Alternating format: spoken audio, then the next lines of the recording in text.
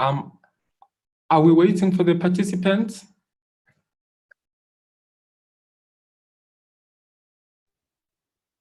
Yes, I believe so, because there are 3 judges, and then there's Justice Smith and Justice Moses and myself.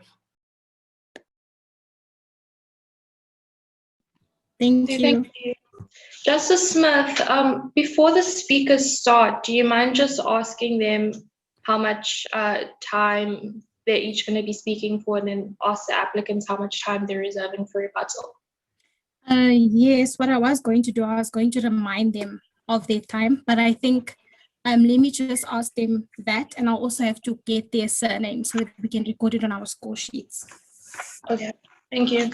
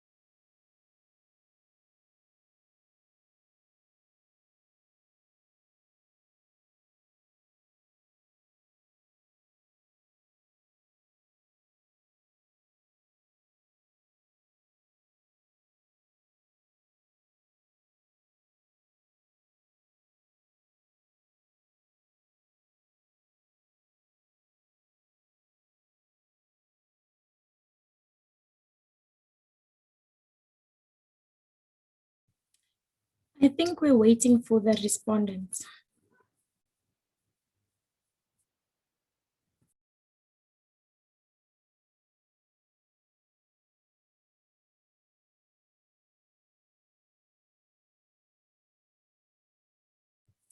I think we're ready to start. Can we start? Yes, yeah. Good morning, everyone, and welcome to the national rounds of the National Schools Moot Court Competition. I am Justice Smith. Along with me, I have Justice Moses and Justice Shange. For the purposes of today's proceedings, Justice Moses will be keeping time, so please look at her screen to give an indication of how much time you have remaining. I would like to remind you guys that you have 20 minutes per team.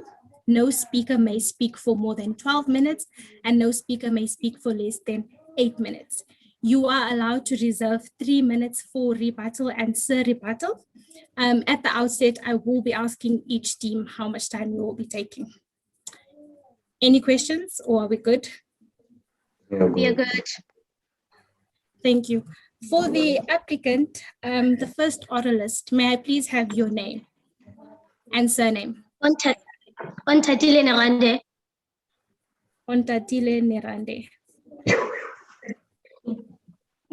How many minutes will you be speaking for? For 10 minutes. Your second speaker's name? I'll be speaking for 10 minutes. What is the second speaker's name? No.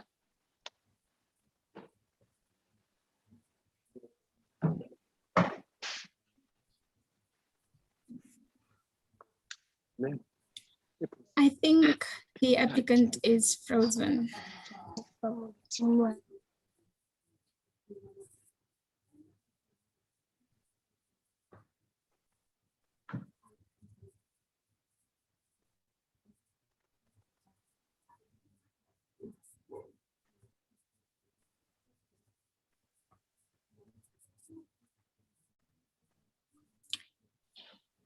Connectivity. Do we have the applicants with us?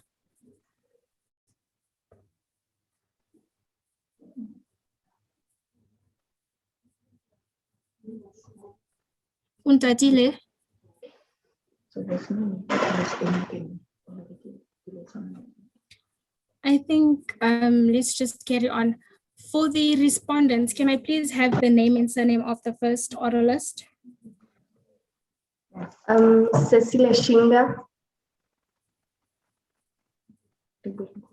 And how many minutes will you be speaking for? For 10 minutes.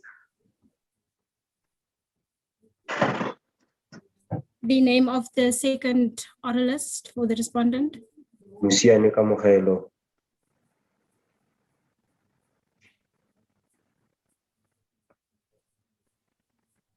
How many minutes will you be speaking for? I'll be speaking for 10 minutes. Thank you. Can we please have the first speaker for the applicant?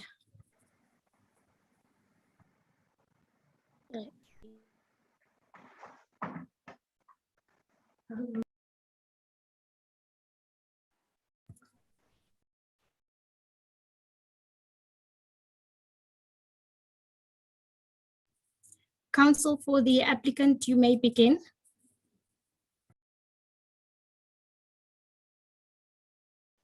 May it please the court, my name is Untitled Chapter and I am the counsel for applicant. Alongside me, I have my co-counsel, Timpobo saying, I'll be advocating for the first argument of our case for 10 minutes. My co-counsel will be advocating for the second argument of our case for 7 minutes. Now, we'll be focusing on the violation of applicants' right to basic education as well as privacy.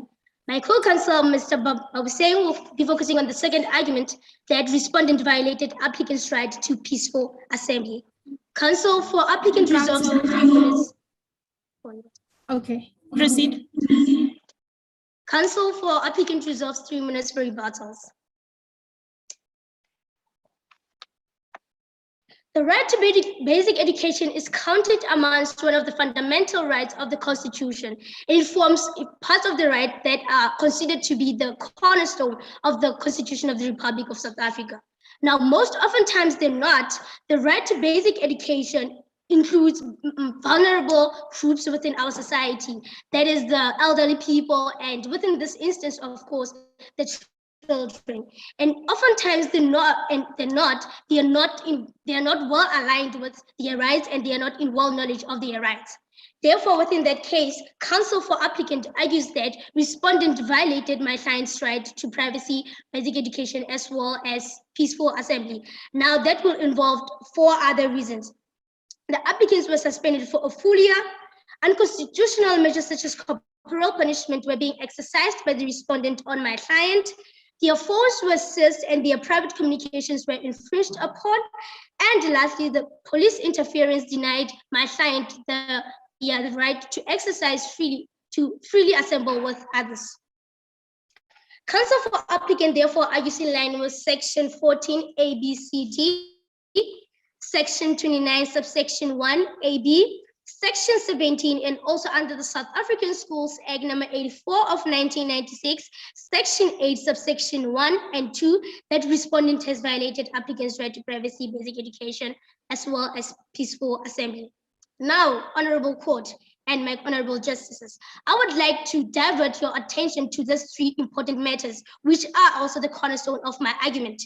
I will be focusing on the unconstitutionality of Mjondolo Combined Schools Code of Conduct.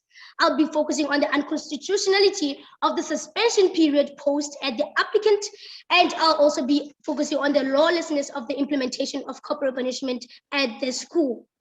I'll be getting into my case now.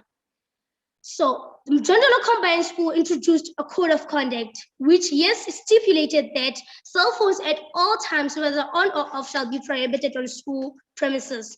Right. Now, under the South African Schools Act number 84 of 1996, section 8, subsection 1, which states that subject to any applicable provincial law, a governing body of a public school must adopt a code of conduct for the learners after consultation with the learners, the parents as well as the educators of the school. Now, given that this code of conduct was immediately implemented, we are asking ourselves whether this consultative process, did it involve my client? Did they have a say in it? Were they given the opportunity to freely express their views, which is also the right of freedom of expression? Were they granted that right prior to the adoption and the implementation of this code of conduct?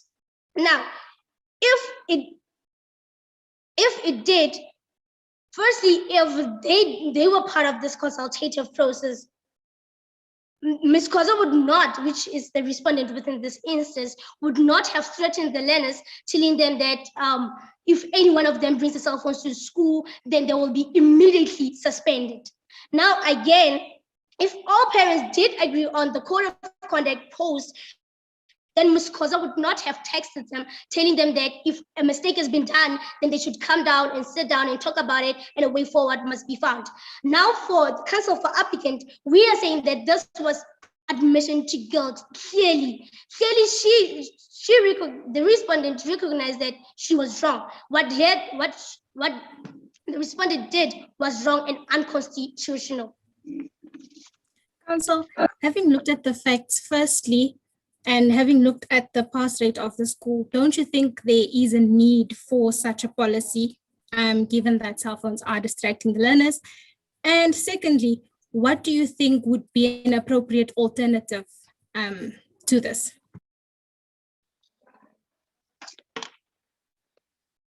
My Justice, I'd like to take you to section number 36, the limitations of right under the Constitution of South Africa.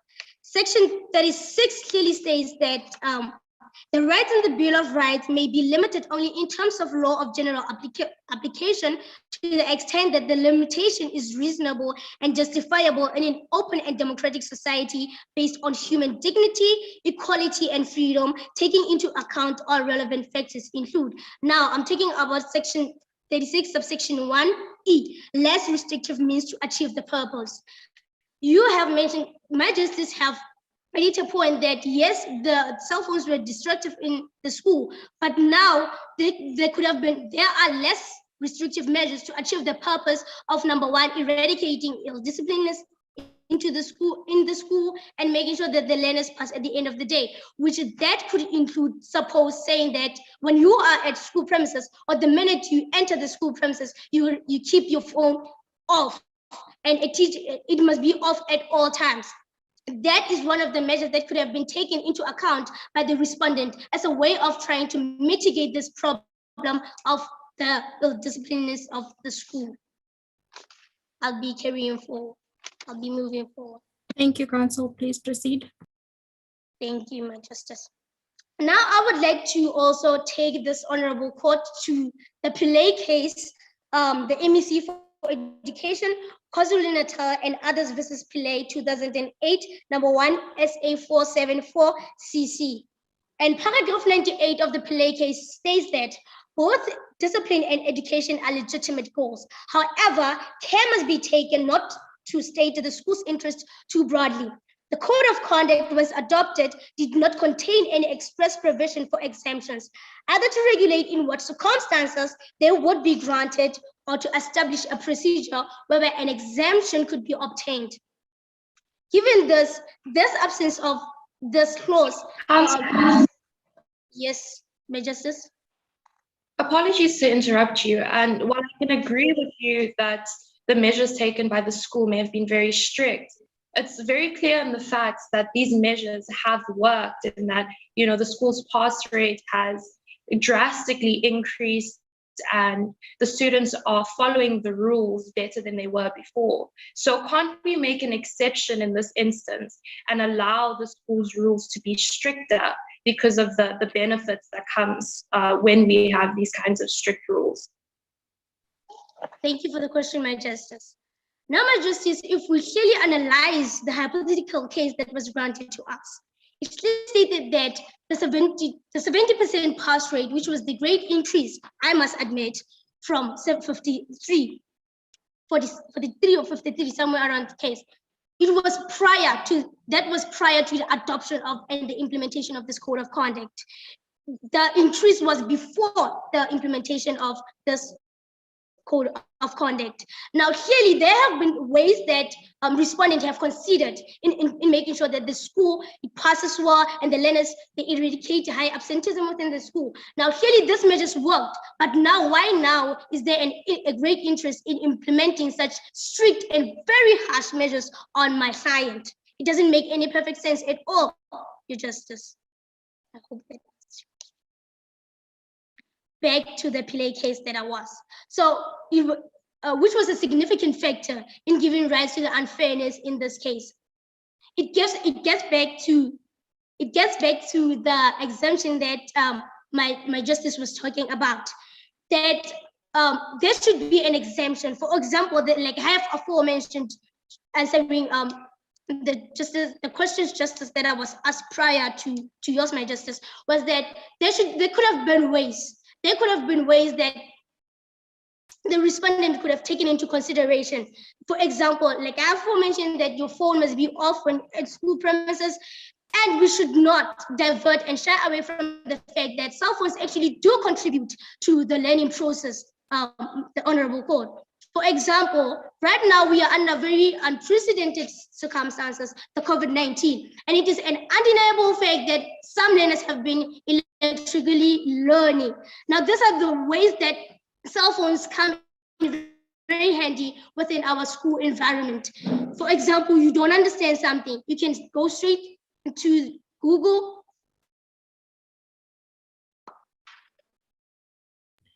Counsel, you have 30 seconds to wrap up your argument. I'll be moving to my second argument. Now, it also involves the infringement of applicants' right to privacy. Privacy tells us that you can limit the right to privacy can only be limited when what you have is when what you have poses danger to the environment. Now, my client's phones did not pose any kind of danger to the environment of school or to the environment of other learners involved within this instance. Now, clearly, a respondent violated my client's right to privacy within this instance. Now, also under the BK and another versus Minister of Police and others case, it clearly stipulated that since respondent did not provide any such warrant to search my client's property, then clearly they violated my client's right under section 14, subsection B and C, which B states that everyone has the right to not have B, their property searched, and B, their possession seized. Now, under that, counsel for applicants submits that yes, respondent has violated my client's right to privacy as well as basic education. Thank you, counsel. We hear from the second counsel for the applicant.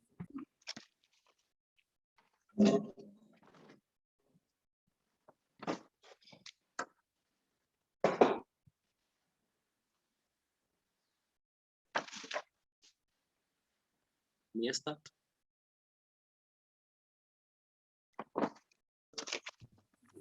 Counsel, before you begin with your submissions, can you please introduce yourself to the court by stating your name and surname? I'm Babu Sensolofelo.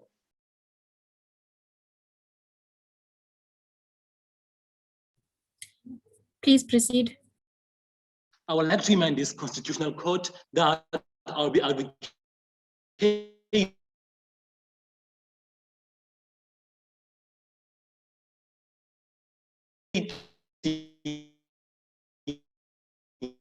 on our last issue concerning the violation of which states that everyone has the right peacefully and unarmed to assemble, to demonstrate, to picket, and to present petition. On that point, Article 21 of the International Covenant on Civil and Political Rights and Article 15 of the United Nations Convention of the Right of the Child recognizes this right of peaceful assembly must be enjoyed by everyone. As it outlines that no restriction may be placed on this exercise of the right other than those imposed in conformity with the law and which are necessary in a democratic society in the interest of the national security or public safety, public order, the protection of public health or morals, or the protection of the right and freedom with others. Firstly, justices, it is clear that my client were acting upon this legislation, and indeed no violation have been made, and no violation have been made, and the assembly was indeed, and the assembly has no potential to cause harm. Secondly, as I would say that underage learners 14 to 17 specifically are not yet knowledgeable about the procedure for legal assembly. The justice, I'm trying to paint an image that they didn't know that if you want to continue with assembly, you have to grant a notice from a union or from the police, but whereas they don't have a union, therefore, but that doesn't destroy the point that their peaceful assembly was indeed correct. However, everyone in section 17 must. Counsel, well, I understand what you're saying. Can we really say that they don't have to follow the law because they weren't aware of it? Because I understand that they're children, but seeing as we're the constitutional court, if we make a ruling that these children don't have to follow the law just because they weren't aware of it, that could set a very dangerous precedent for all other cases. And it could make it so that anyone can come up with an excuse before a court and say, well, I didn't know the law, so I don't have to follow it. So is it really true to say that just because they didn't know, they don't have to follow it?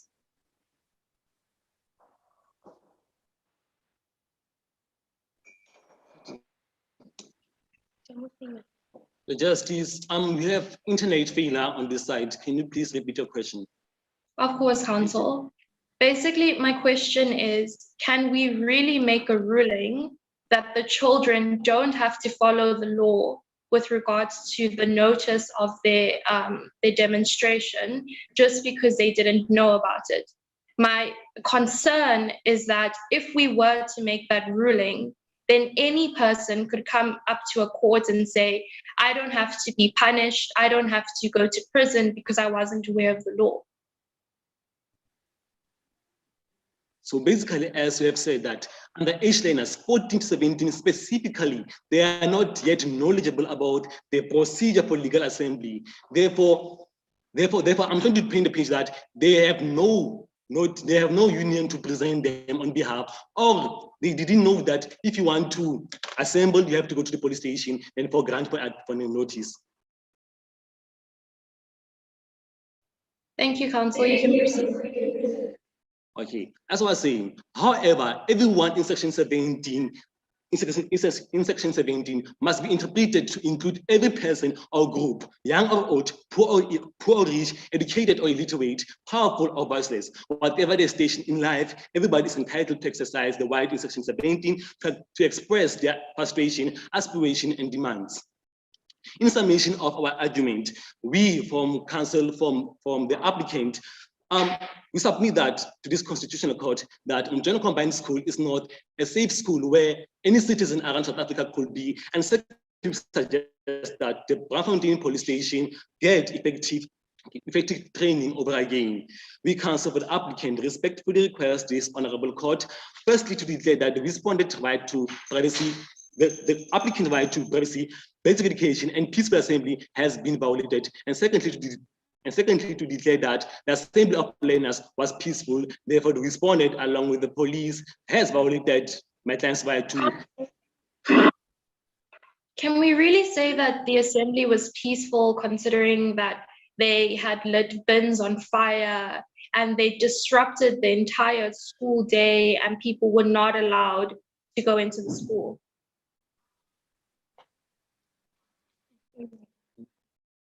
As I've said, the justice that, may I please consult with my co-counsel? You may.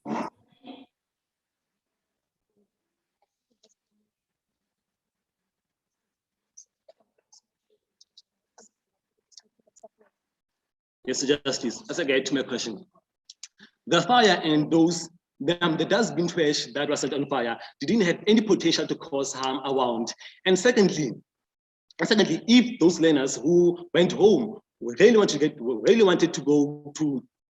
to gain access to the school premises, they would have gone to the police station, reported the matter that that the applicant violated the right to basic education as it was impossible to gain an access to the school premises. Council, but there was a fire in the administration block at the school. Surely that was dangerous, was it not? But that was not, but it didn't, but the police didn't identify that it was the applicant or the learners, one of the learners. So we clearly don't know that, is it the applicant or who? Thank you, Council. Thank you. As I was saying that, secondly, we request this honorable court to declare that the assembly of learners was peaceful. Therefore, the respondent along with the police, this violated my client's right under section 17, which guarantees the peaceful assembly. And lastly, to order that my client returned to school immediately. Thank you, Council. I'm respectfully submitted, Council for applicant. Thank you, Council. If we can just ask the technical team to please admit Simon to this court. Thank you. Can we please have the first counsel for the respondent? Thanks.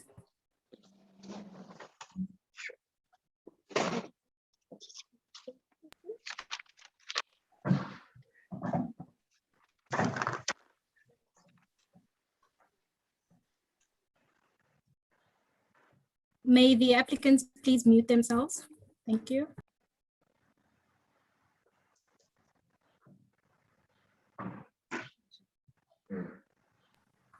The first counsel for the respondent, you may begin. Please also introduce yourself to the court by indicating your name and surname. Thank you.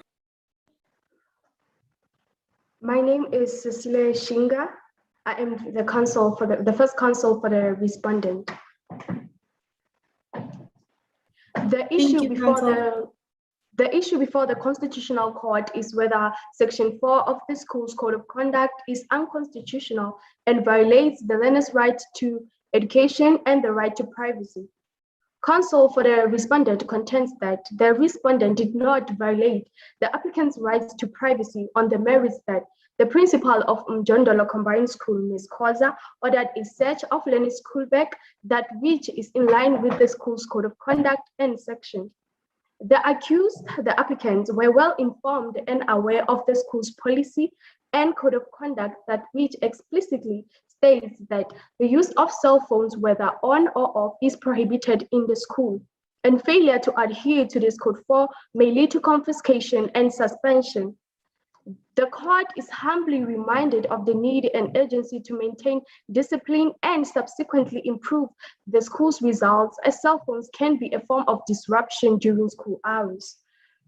The argument posed by the applicants that the phones were off serves no excuse with the violation of Section 4, that which we submit as lawful and constitutional. Additionally, the right to peaceful assembly was violated by the applicant after being suspended, as it contravened Section 12, subsection 1 of the Constitution due to failure to notify authorities on time with regards to the protest. Public schools as service providers are expected to live in a particular standard with the responsibility of producing learners who will then become future leaders of a society. The standard that the school wants to create cannot be compromised, and if it is compromised, then the school has to be closed. Council, what is your submission? What is your submission in respect of the applicant's submission that discipline and order can still be maintained at the school while the learners have their cell phones, but just that their cell phones will be off during school hours? What is your submission in relation to that? My Justice, can you please rephrase your question? So the applicants have said that an alternative to the rule would have been to allow learners to bring their phones to school. However, their phones would then be put off during school hours, and this will not threaten the discipline of the school. What is your submission to that argument? We submit that the argument has served no excuse because they still violated the Section 4 of the school's Code of Conduct. And the Code of Conduct clearly stated that whether the phones are on or off are not allowed in the school premises. So we submit that the applicants committed a misconduct by bringing the cell phones while knowing that they are committing a misconduct and they are not allowed in the school. May I proceed? Thank you, Counsel. Please proceed. Counsel, just to interject there, do you think that there are other restrictive means other than completely prohibiting the use of cell phones in school premises? Do you think that there are other restrictive means to achieve the objective of an efficient school environment other than prohibiting the use of cell phones in school premises?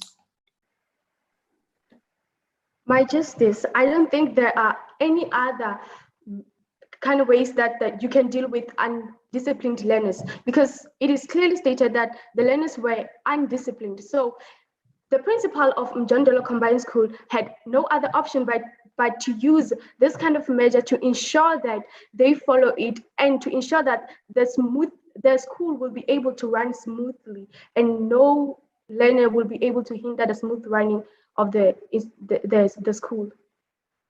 Okay. You also said that the right to peaceful assembly was violated. How was that right violated?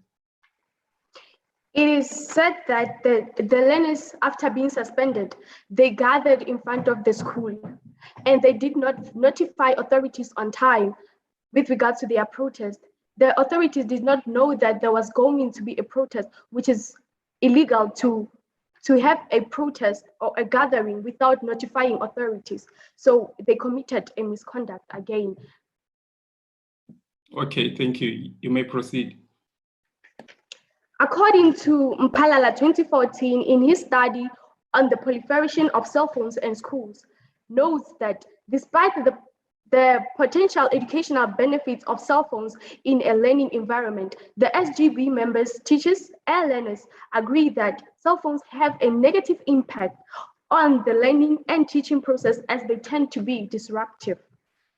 It is with regards to this background that Ms. Koza lawfully conducted a search which contravened with Section 4 of the school's Code of Conduct. The Code of Conduct was then adopted by the school and parents. Each learner who is enrolled in Mjondolo Combined School commits themselves to abide by the school's Code of Conduct.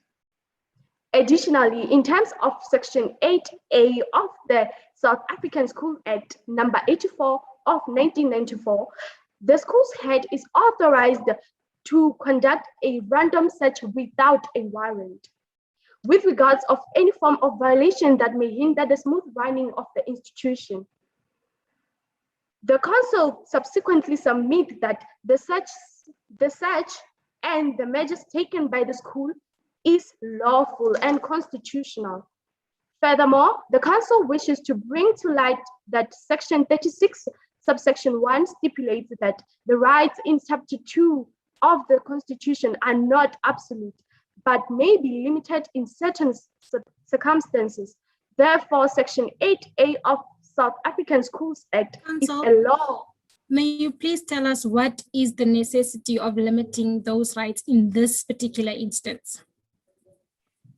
In this particular instance, limiting the learner's right was to ensure that they did not bring the items that are not allowed in the school, and to the use of the limitation right serves a purpose, because the purpose is to ensure that the school runs smoothly and to subsequently improve the school's results. May I continue? Thank you, Counsel. I have one more question for you. In the facts, before the implementation of the school code of conduct, it is shown that the school indeed did have an increase in their matric pass rate. what is your submission to that, as there is no direct link between the implementation of the code of conduct and the increase in the pass rate? My Justice, can you please rephrase your question? So in terms of the facts, if we look at page 1, paragraph 3, there's an increase, right, in the matric pass rate. Only at the second page of the facts, at paragraph 5, do we see that then there's an implementation of the code of conduct.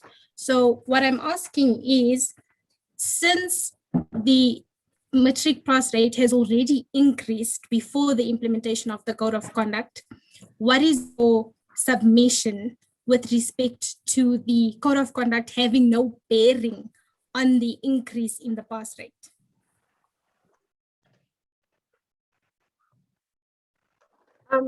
We submit that the learners, while using their cell phones, having cell phones in the school, it leads to the pass rate going down, the decrease in the pass rate.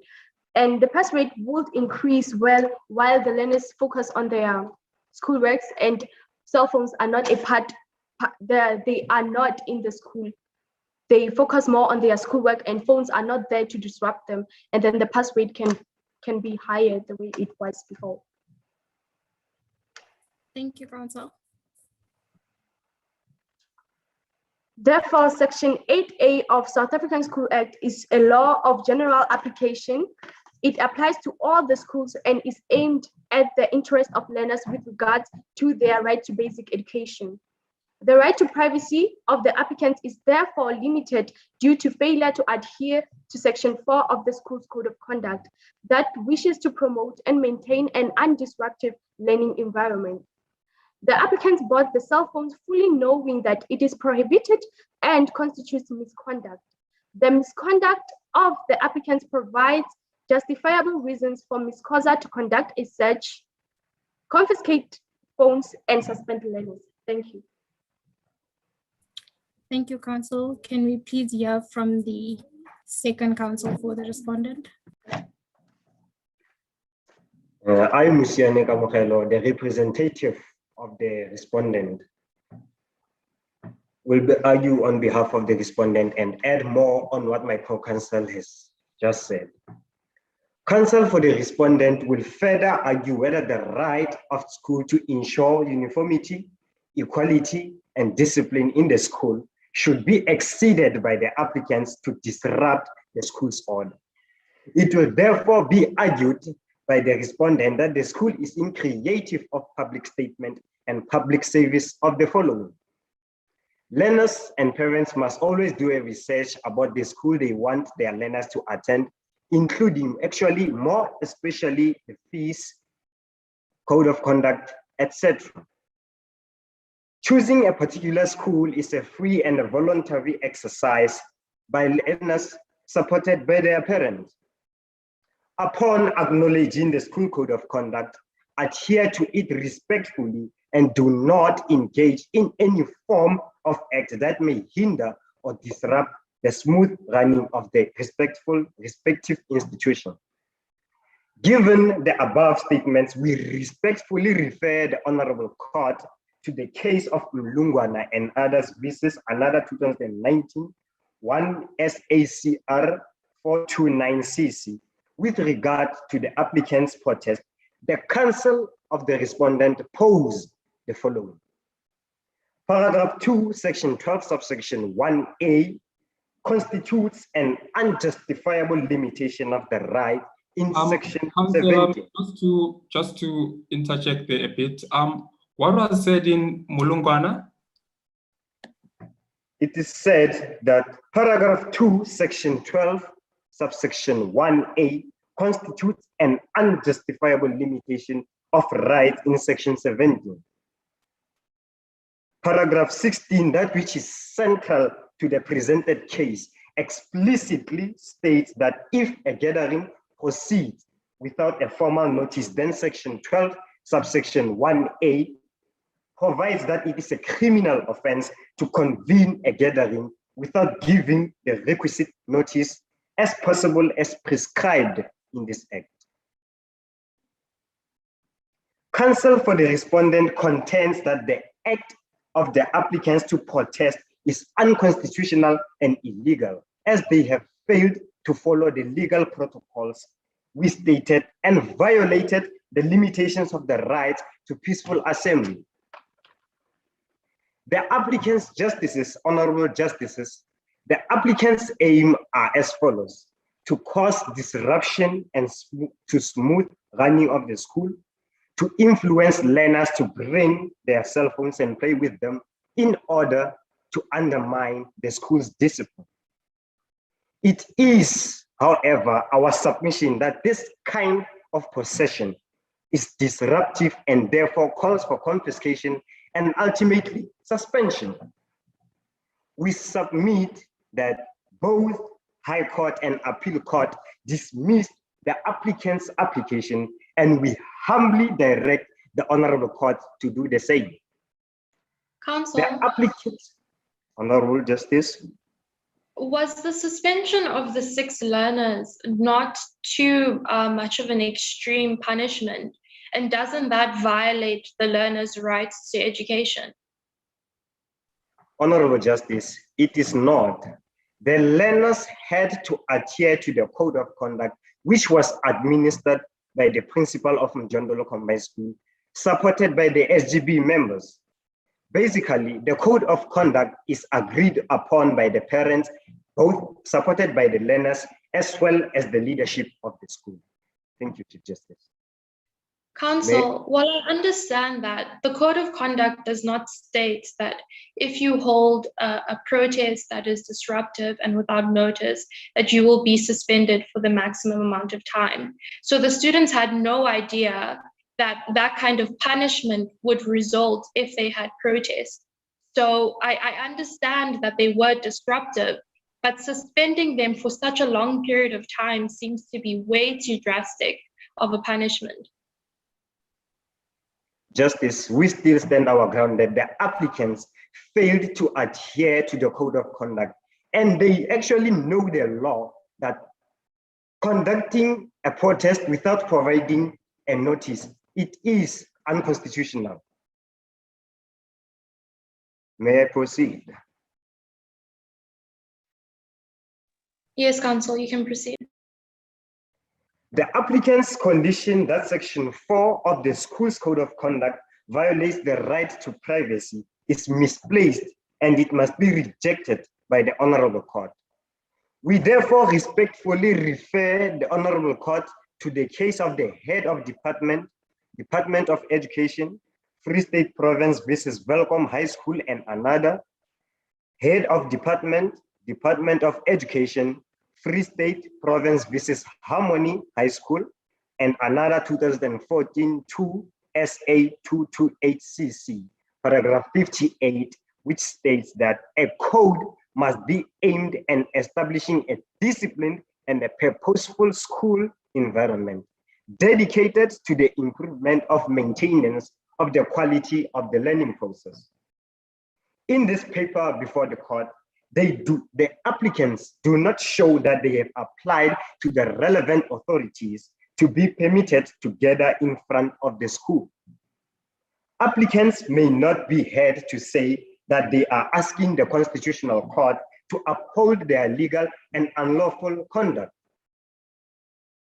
We submit that the leadership of the school be in charge of all the discipline for the future. If the school is asked to abandon its discipline, it will therefore be breeding ill discipline and a bunch of losers on the society. It is our case that both the school and the school governing body did not violate any of the applicant's rights, except that the school is doing everything on its power to teach and guide children.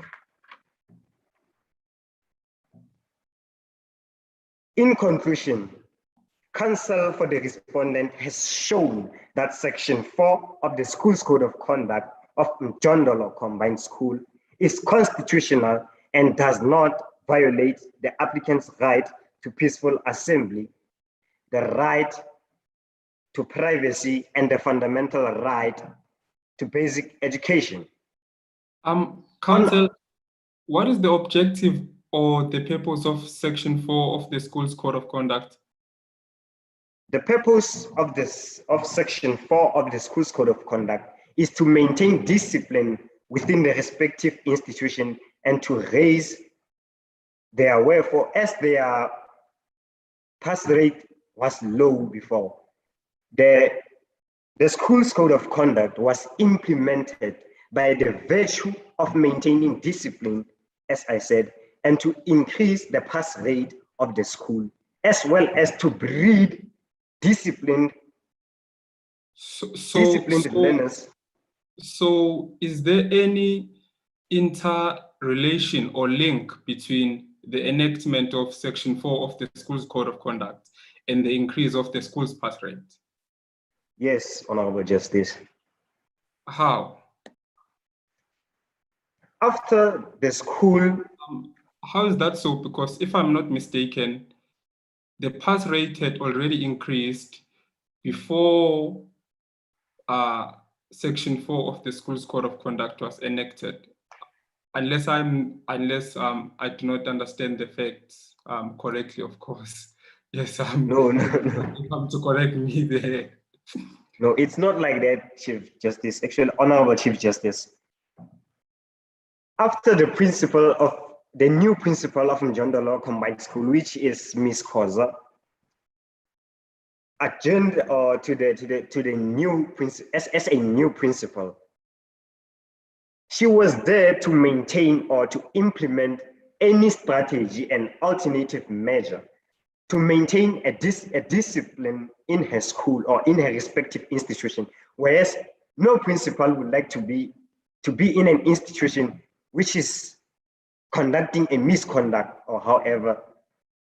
Yes, undisciplined institution. So do you think perhaps that there are other restrictive means in which discipline and high quality education in the school can be maintained other than prohibiting the use of cell phones?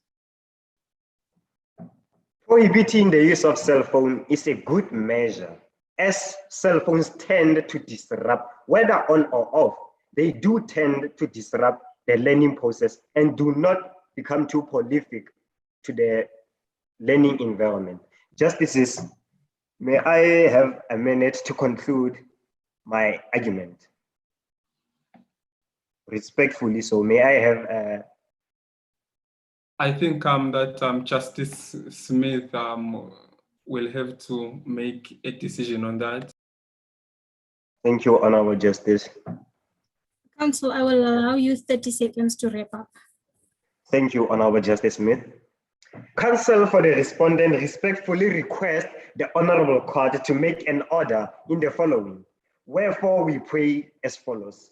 Dismissal of the applicant's application, uphold the suspension of the applicant, Section 4 of the School's Code of Conduct be declared constitutional and valid, cost of units, further and for alternative relief, respectfully submitted by the representative of the respondent.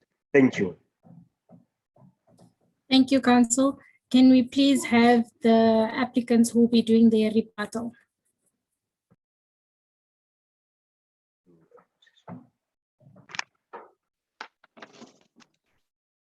Justices, for the rebuttals from the counsel for applicant, we'll be focusing on 4 things that the respondent has mentioned, that counsel for respondent has mentioned.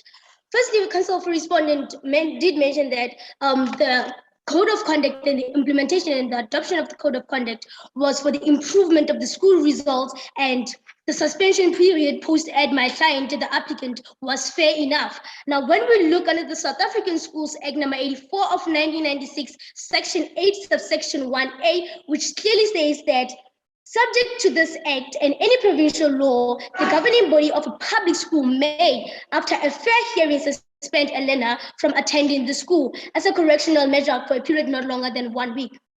Number 1, I'd like to drive this honorable court to the fact that my client was immediately suspended. Therefore, there was not a fair hearing taken for them. And again, they were suspended for a period of a full year. How can we say that this was this was a way of reinstilling back disciplining the school and improving school results. Clearly, what we are saying is that we are driving the kids away from the education system. Now, the purpose of the Constitution of South Africa is to correct the injustices of the past, is to afford all learners the access to education. Now, if we're driving our learners out of the education system for a period of a year, are we saying that that is constitutional? Of course not, my lady, my justice. I'll be moving to the second point. Now, the respondent did mention that the code of conduct was for a smooth running of the school. My justices, the code of conduct was conducted prior to the opposed to the increase in the school results. After the implementation of the school, after the implementation of the code of conduct, they became chaos because learners protested. How can we say that that now is smooth running of the school? Clearly, the code of conduct was the main reason why that interrupted the smooth running of the school. And I'll be moving to the third one. They said that learners were brought cell phones and they were well aware of the code of conduct. Now, shouldn't we look at the reason why the learners brought the cell phones to school? Suppose maybe they had a case of emergency. Suppose maybe they had something, that's a valid, very reason why they brought the cell phones to school. Maybe they were too afford to call their parents after school. Maybe they travel with transport, and maybe they need to get access to their parents. And taking the cell phones away, doesn't that put their lives in danger in an instance of such? Now, lastly, they said that the prison. Please just answer this question. Do you think that students or learners must always protest whenever they do not want to comply with a certain conduct or provision? My justice, the Constitution affords everyone the right to protest whenever they feel like their rights are being trampled over and they're being violated. Now, yes, I get that the point that they shouldn't protest each and every single time that there's something that doesn't sit well with them. But the respondent did not give them any opportunity to sit down and listen to their case and listen to their side of the story. Clearly, this was the only result. Now I'll be moving to the last one. So respondent did mention that. Your time is up. Yes, thank you very much. Thank you, Justice. Thank you, Counsel, for the applicant. Can we please have the respondents who are going to do their rebuttal?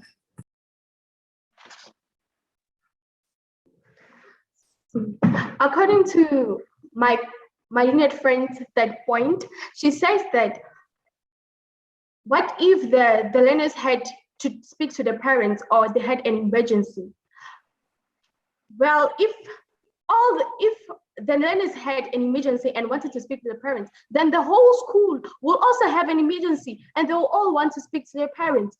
All of the learners will bring their cell phones with the excuse that they want to talk to their parents or there is an emergency at home. All the learners will then commit the misconduct of bringing cell phones in the schools while knowing that they are prohibited with the excuse of speaking to their parents or there is an emergency at home.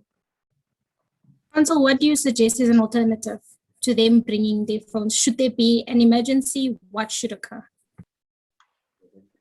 If there is an emergency, then the learners will be allowed to use the teacher's cell phones or to use the principal's cell phone.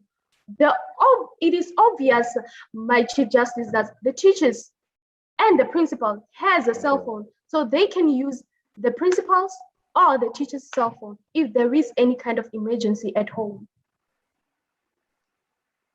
Thank you, Counsel. Will you only be replying to that submission or will you be replying to the other submissions that the Council has made?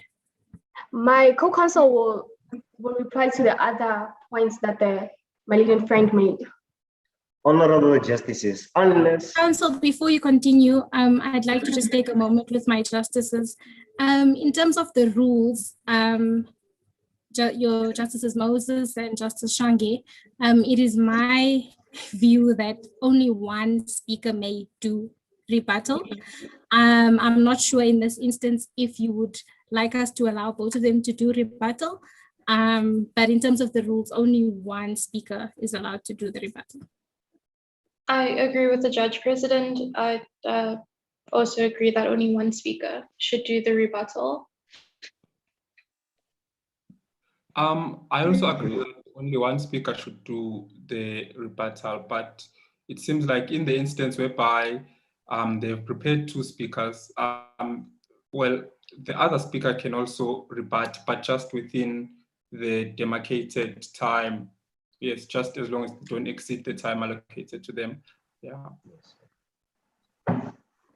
Honorable Justices, unless our learned Counsel, before you continue, for this round, we will continue it, but going forward, only note that one speaker will be doing the rebuttal. Thanks. Thank you, Honorable Justice.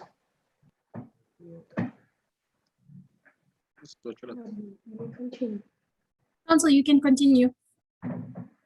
Oh, unless, Honorable Justices, unless our learned friends want to argue it differently, the school's code of conduct is not driving learners away from school, but it is intended to maintain discipline and to warn learners so that they cannot commit a misconduct in any form of institution when they grow up, as they grow up into future leaders, future teachers, yes, future lawyers, future military members, yes.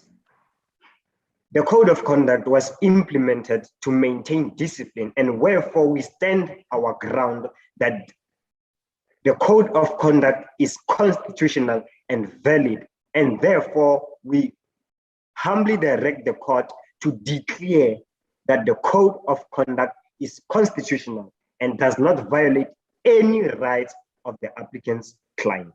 Thank you, Justices. Thank you, counsel for the applicant and counsel for the respondent. Please note that due to time constraints, we won't be giving any feedback. You may leave the courtroom. Justice Shange and Justice Moses, please stay behind just for 2 minutes. Thank you, and all the best with the rounds going forward. Thank you, Honorable Justices.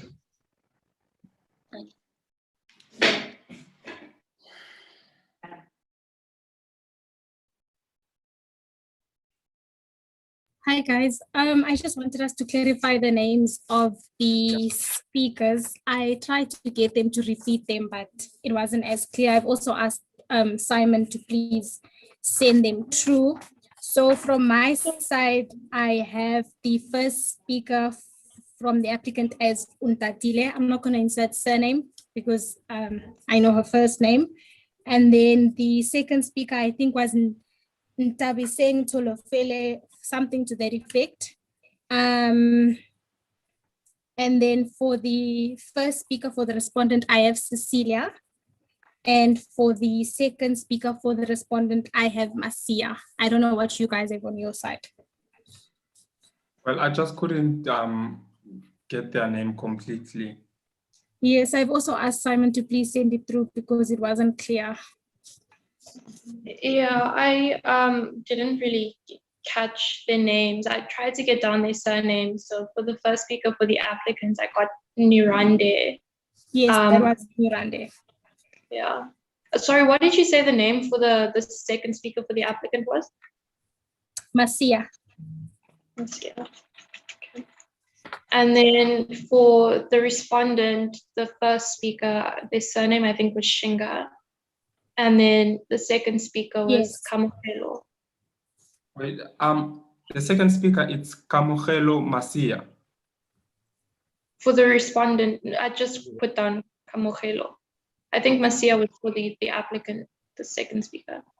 It was so for the respondent, right? It was Masia and then what Justice Moses said.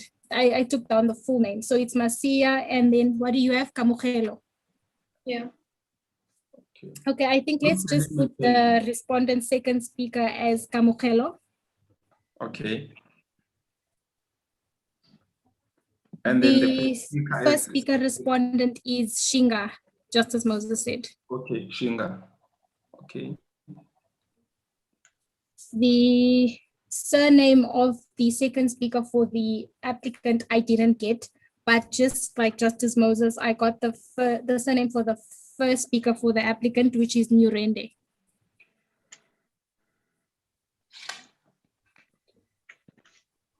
Must we write that or write a name? Because I don't even know how to spell her surname. Nurende. I just wrote Nurende. Okay. Yeah, I think they'll figure it out. They'll figure it out. I'm sure they have the lists from the school. For the second speaker for the respondent, what do you have, Justice Moses? I don't, for the respondent or for the applicant? For the applicant, sorry. I didn't catch. Saying, I don't know if it was the, yeah, I just haven't Dabi saying, I don't know.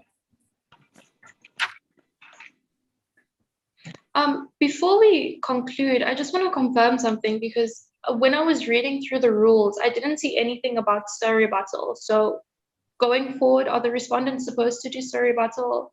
The other thing as well is that the team has a maximum of 20 minutes, and each speakers and the respondent spoke for 10 minutes. So they had already used the maximum amount of time for the team, and so they didn't. The respondents are allowed to give sir rebuttal. In this instance, at the outset, the applicants did not indicate if they were going to take time for rebuttal when I initially asked them. So when I asked the respondents for their time, they couldn't include that. And that's why I granted them the discretion to then do their sir rebuttal. Okay, so basically what I heard is when the first speaker for the applicant was speaking, she said that she'll be speaking for 10 minutes, the second speaker for 7, and that they were reserving 3 minutes for rebuttal. And then both speakers for the respondent spoke for 10 minutes each. So they that had was already the second time around. Remember, I initially asked them how they'll be splitting their time. And then one of the applicant's counsels was missing. So the position was not clear. And then I immediately asked them afterwards. And I think that's where the confusion came. Okay, that's okay.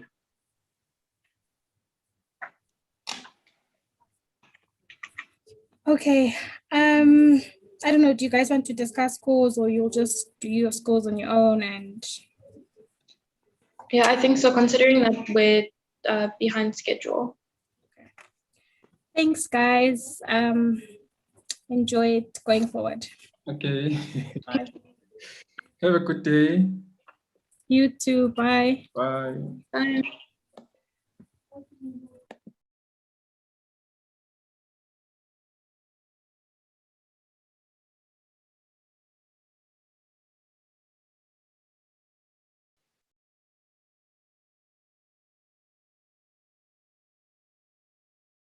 We have everyone here for the next round.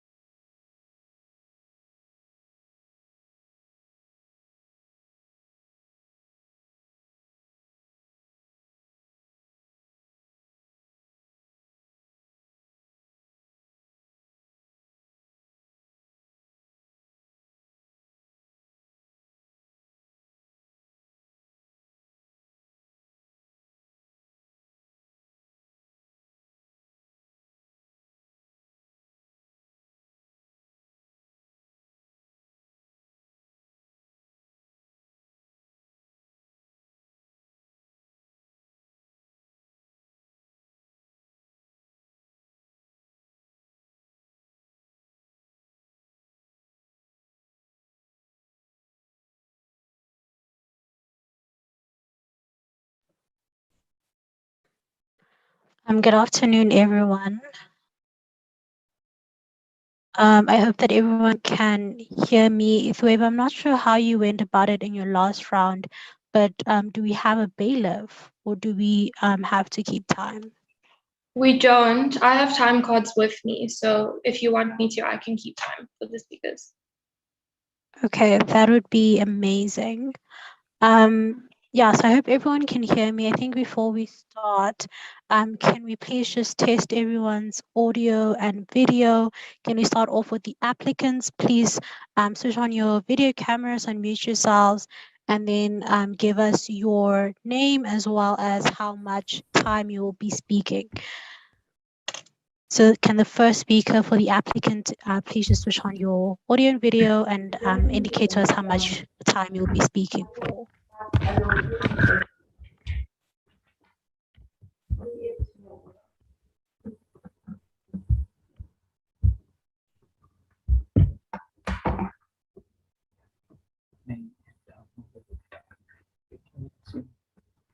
My name is Dalitya Mankiwana, and I will be talking for 10 minutes.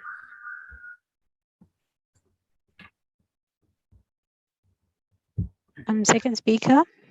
My name is Javondre Fanadiafer, and I will be talking for 6 minutes.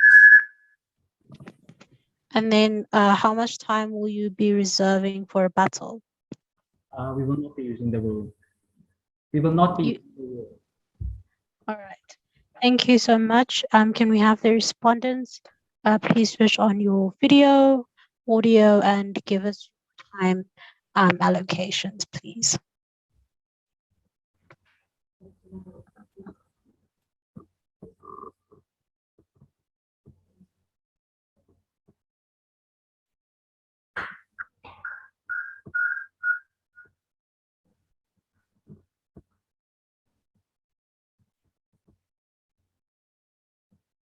Team 226, I'm not sure if you can hear us, but if you can, could you please switch on your video and your audio so that we can have your time allocation?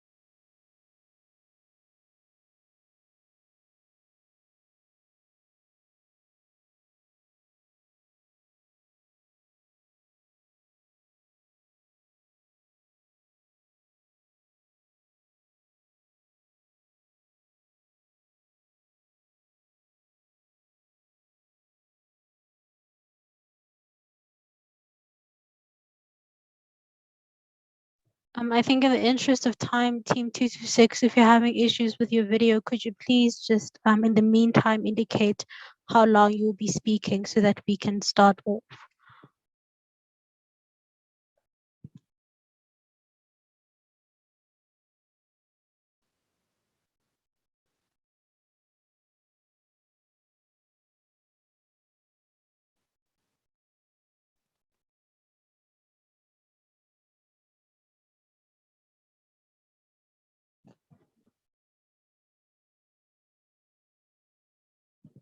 To Team 226, we're unsure as to whether you can hear us. If you can, could you maybe just give a signal? But then also please just give us your time allocations as well.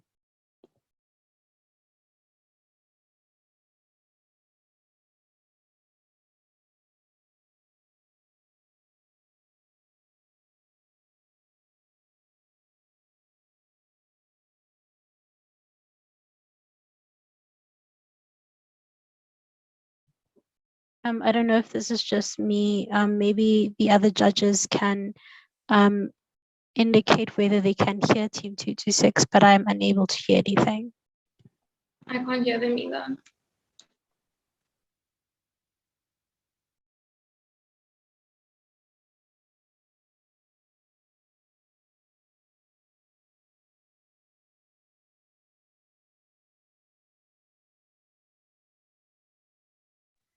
Maybe they should just exit the meeting and rejoin. That may work.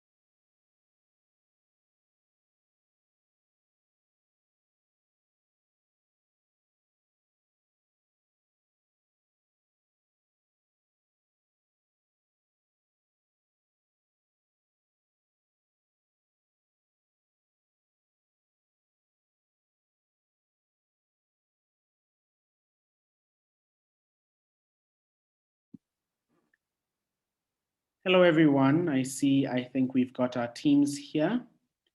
I'll quickly just check what teams are supposed to be paired for Courtroom D for the second session. That is team 218 as applicant and 226 as respondent. 218 as applicant and 226 as respondent. I see in the waiting room we have a team that is not meant to be here, so I'll quickly just communicate with them.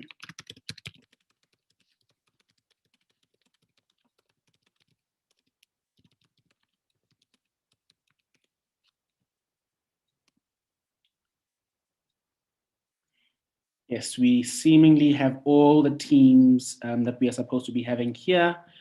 I'm not sure if we have commenced with the proceedings, but I would advise that if we have not, then we can commence with the proceedings. If I may just quickly check who is supposed to be the presiding judge for this round, I think it is going to be Miss Judge President Nsmcc.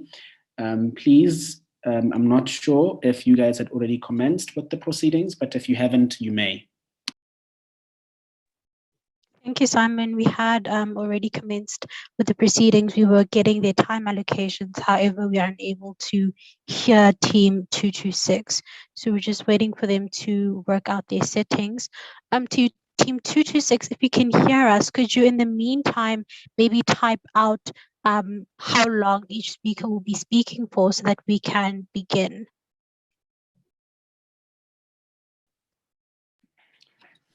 Thank you, Penyu. Yes, team 226, I'll just pin you up so that we can see you properly. If you can hear us, somebody wave or, something like that, a reaction of some sort.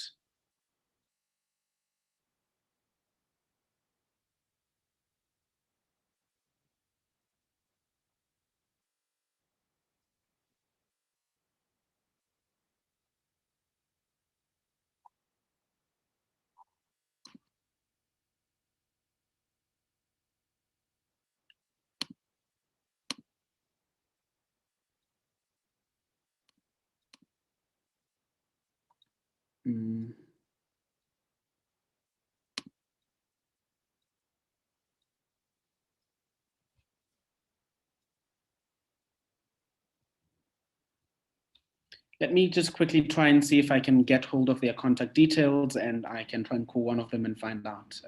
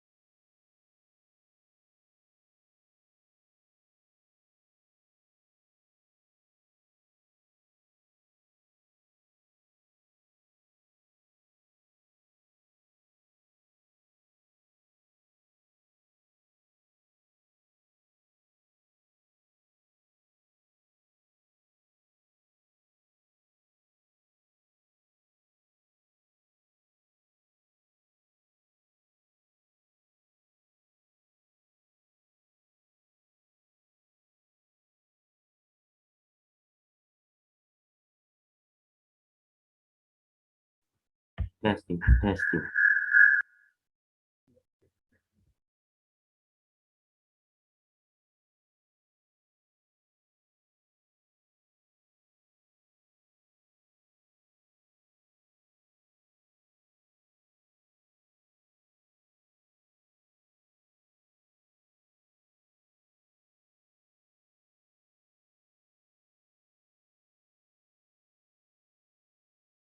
Of hulle al begin het nie.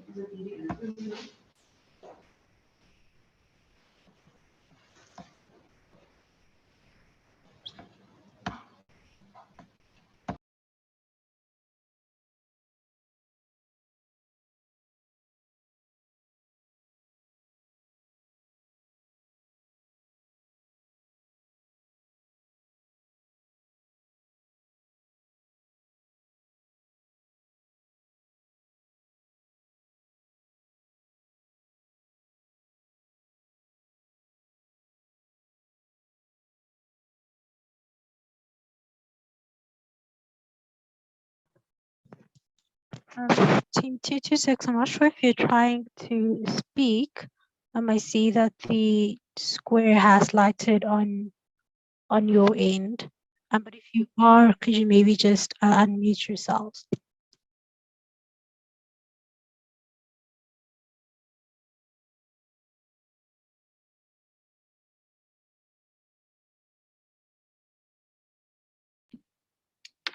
I just admitted a person called Hermanus. Well, a person whose name is Hermanus High. So I don't know if Hermanus, you're with team 226, so perhaps you can assist us. I'm not sure if they can hear us on their end. Are you with them?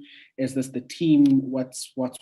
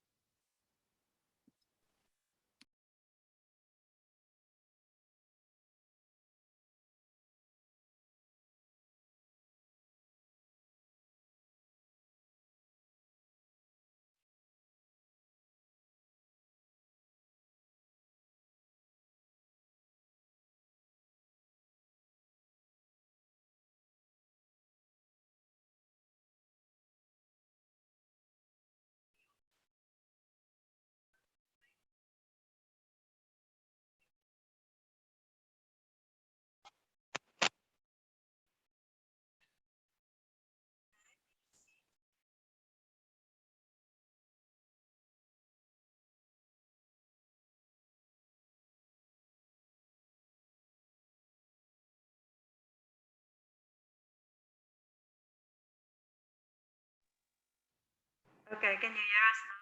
Yes.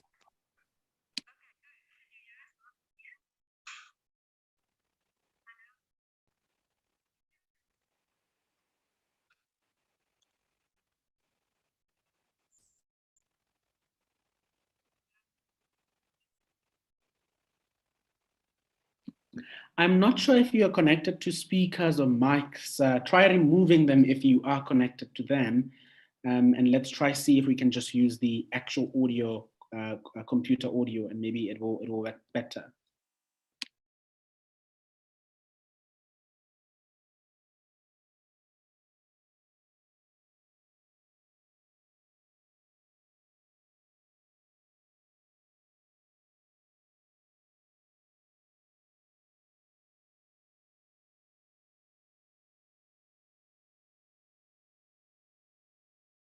Hello? Can you hear us? Yeah, that's a little better.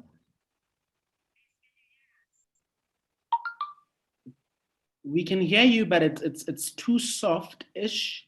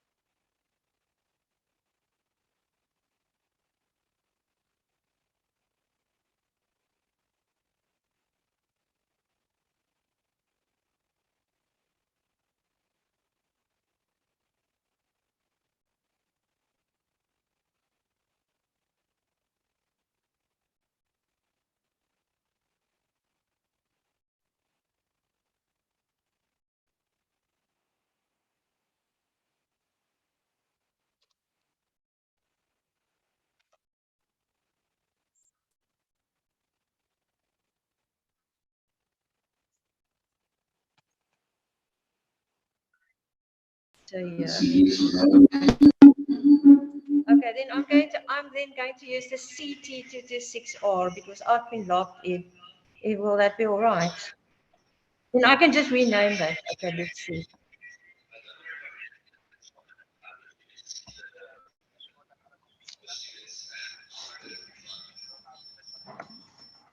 Okay, let's see. All right, I'm going to try here.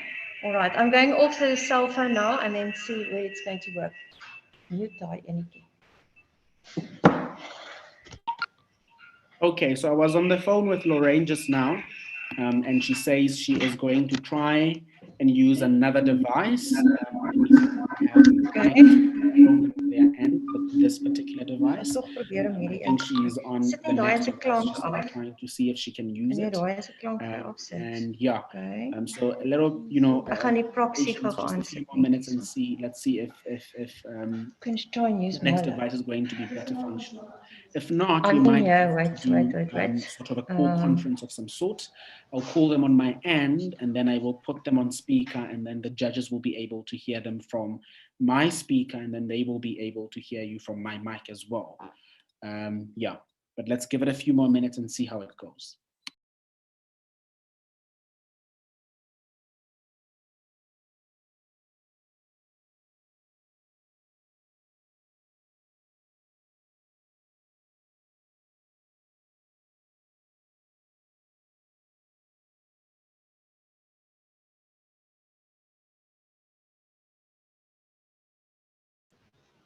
Hello, can you hear me?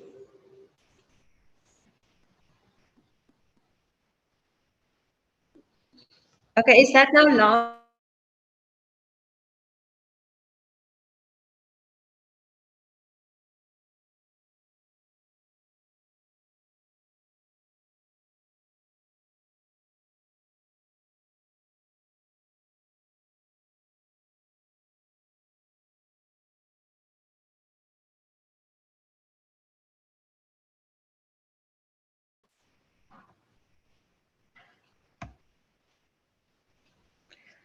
Video off. Hello, can you hear me?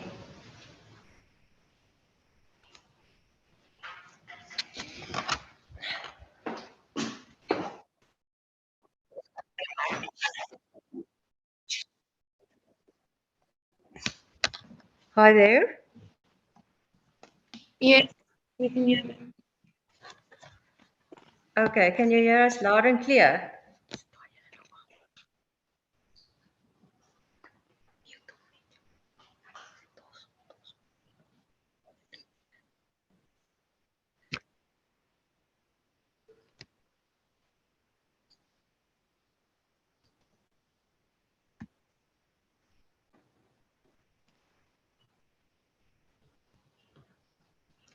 Okay, so let's go to 28.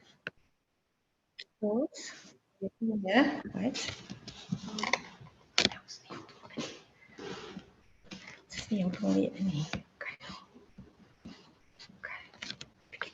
Thank you so much, webcast support. I wish I knew what your name was. But thank you so much for your assistance, and thank you to Simon as well. I think we can begin. Good afternoon to everybody. Good afternoon to both teams. I hope that you are excited. I hope that you're ready for this round that you have, your prelim round. So we just need your times. Lorraine, can you hear us on the new device, on the device that you Yes, just used can now? you? Can you hear us? Hello, can you hear us? Yes, I can hear you. Okay, just move it on. So, okay. Okay, are we now on? All right. Could we please just have Can we get a wave or something if you can hear us now? Great. Unmute yourself and let's try see if we can hear you. Okay. We have been unmuted. Simon, I can hear them.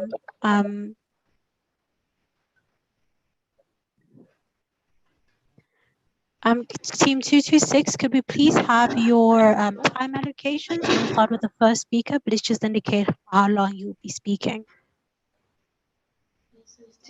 Sorry, can you repeat that, please? Could we please have your time allocation? So could each speaker indicate for how long they will be speaking? Your Justices, I will be speaking for 12 We minutes. cannot hear you. Try unmuting yourself. Good morning, Your Justices. You are I'm unmuted, but we Nsmcc still from cannot hear Hermanus you. High School. I will be speaking for 12 minutes, and my co-counsel, Lisa Makinyana, will be speaking for 8 minutes. And we will be representing the respondent I in can this tell matter. what you are saying, but unfortunately, I'm not the judge, and so my judges cannot hear you. Simon. We can hear him. And that's We gonna can be hear a little her. bit difficult. So Lorraine, perhaps what Simon. should be next now is let me call you. And No. I will put you on Simon, speaker. we can The hear judges will them. be able to hear you.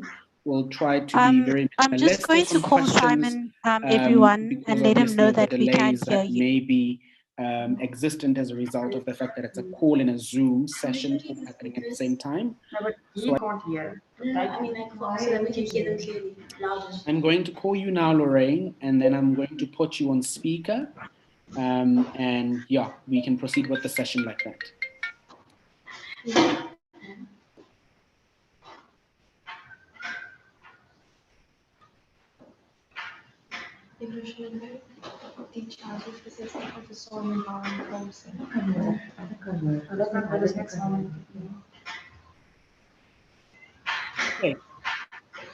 Yeah. Apparently, I can hear all of you now as well now. Okay, that's fine. Shut. Okay, the session can effectively begin.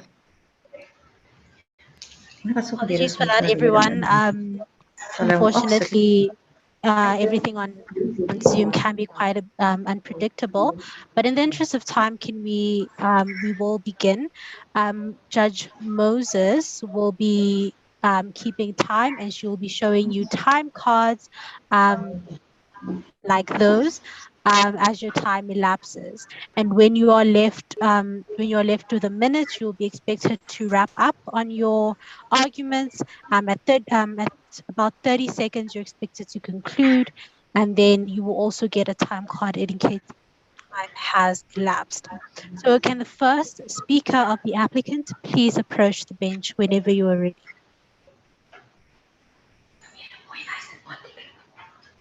Good morning, my justices.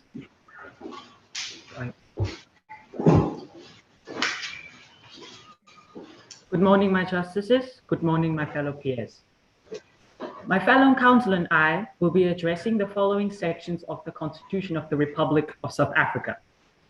I will be giving the court a brief background on the matter before the court. And my fellow counsel will be addressing the following. Number 1, 1996 South African Schools Act, Section 10. Number 2, Section 14 of privacy that provides everyone has the right to privacy. Number 3, Section 17 that states everyone has the right to peacefully and unarmed to assemble, to demonstrate, to picket, and to present petitions. Lastly, Section 29 of the Constitution, subsection 1, and Section 28 of the Constitution that provides us with that everyone has the right to education and that the child's best interest is of paramount importance regarding every matter of the child. I will be taking 6 minutes of the court's time, and my fellow counsel will be taking 10 minutes of the court's time. This is an application for a leave to appeal against the judgment of the Supreme Court of Appeal, whom refused leave for appeal in the case between the SGB of the Monjolo Combined School versus the six learners from that school. The parties which we present today are the following. Number 1, Tatu, a 17-year-old. Number 2, Mpiwe, a 16-year-old. Number 3, Eddie, another 17-year-old. Number 4, Crystal, a 15-year-old. And number 5, Mbali, a 14-year-old. And lastly, Precious, a 16-year-old. My justices, are these just not mere children? I mean 14 to 17-year-old children. If the court allows me to give a brief background about the matter before the court. The Monjolo Combined School is a public school in Braamfontein in Gauteng. On 1 January 2019, Ms. Khoza was appointed as principal, or also referred to as the general, by the learners and some members of the staff. Under her supervision of the school, she allowed corporal punishment. And under her supervision, these teachers who applied corporal punishment would not be reprimanded. Learners were also punished for the smallest of transgressions. A code of conduct was implemented by the SGB, and Section 4 of the Code of Conduct regulates the use of cell phones at the school. The Code of Conduct was adopted and implemented with immediate effect. Sifiso is a 17-year-old grade 11 pupil. He drops his cell phone and the teacher, Mr. Mkize, confiscates it. He was suspended for the rest of the academic year. The next day, they found 6 cell phones, and which meant that these pupils would also be suspended. These learners only saw the unfairness of their suspension. My justices, to be suspended for the rest of an academic year. Wow, that's a punishment. Counsel, in the interest of time, considering that you've already used half of your time, please may you just proceed to your arguments? I would, my justice, I'm only presenting the background before the case. My co-counsel will be addressing the argument. Okay, counsel, then you can proceed. To be suspended for the rest of the academic year. These learners met up after school, where they took certain steps to show their unhappiness. Their actions led to confrontation with the road users. Fellow learners joined them, and at the time there were 16 learners outside the school. Could it be that these learners were also tired of the measures of punishment implemented by the school? Police arrived on the scene and told the learners that the gathering was illegal and notice had not been given. The following day, these learners went with posters to the school. As you continue giving your background, could you indicate the specific provisions to which you are referring? So if you are referring to the protest, which section in the Constitution is that? Where you refer to the gathering, and the notice thereof refer to specific sections of whatever legislation that refers to. Yes, my justice. The following part I will be addressing is the Section 17 of the Constitution. That is why we would say the following day, these learners went with posters till around school, and later that evening, there was a fire at the administration block. Police arrested and detained 3 of the protest learners from the previous day, as it looked like they were leading the protest outside the school the previous day. The next morning, approximately 100 other learners arrived at the school with posters saying it's cause of Khoza, or Khoza is the cause of this, and freedom of speech. A fire burn was set alight, and 3 other learners were also arrested. These learners were released into the care of their parents and referred to a diversion program. Your Justices, as it pleases the court, I would like my co-counsel to further my case.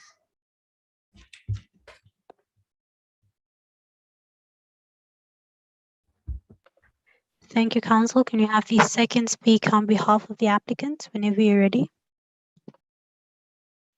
I, the counsel for the applicant, would like to refer to 1996 South African School Act, Section 10. No person shall administer corporal punishment at a school against a learner. On 18 September 2019, the Constitutional Court of South Africa relied that the common law defense of reasonable and moderate chastisement was unconstitutional, effectively banning all corporal punishment of children.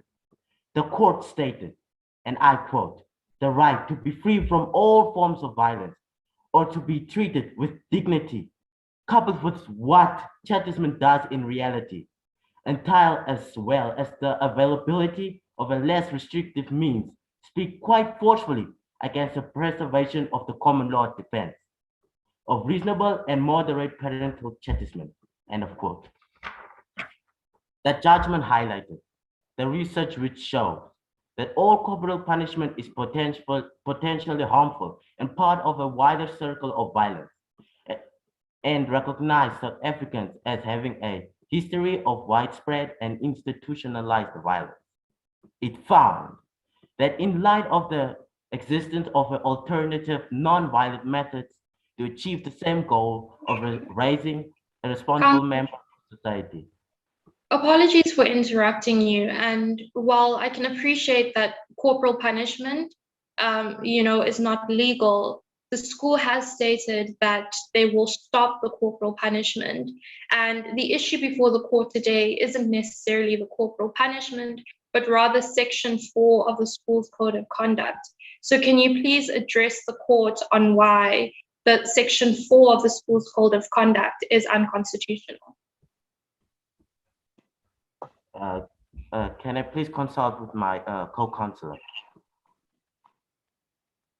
The judge president, if you can please let them know if that will be okay.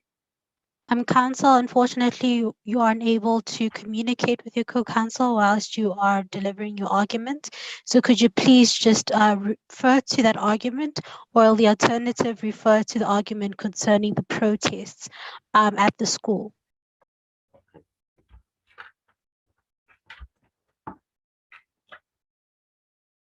Can you please rephrase the question again?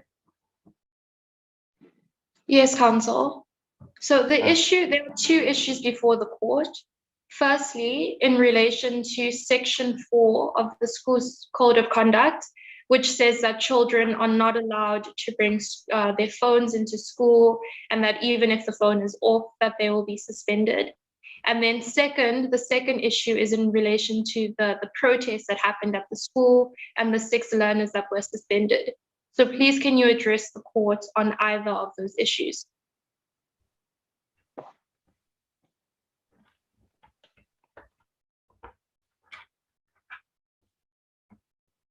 Firstly, it's harmful and part of a wider circle of violence and could do potentially harmful to the children, so that it should be to be addressed.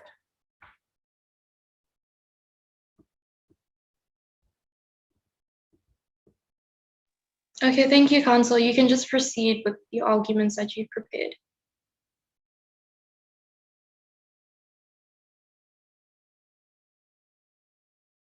Counsel, you are muted. Sorry. A governing body can only suspend a learner from school for up to a week for serious misconduct. Question to my justices. Is taking a cell phone for 7 days not punishment enough? But 365 days, a whole year. Wow, what a punishment. And my justices, to get back to my point on the suspensions of a learner for serious misconduct, this may happen only after a hearing is conducted in accordance with the regulations. That is, the parents and learner must be told when and where the hearing will be held, must be given full details of the charge, must be given a chance to tell their side of the story, and may be represented. Which section is that in the Schools Act? I'm assuming that is the legislation that you're referring to. Could you maybe just indicate which section that is in either the Schools Act or in the this present Schools Code of Conduct, if that is what you're referring us to?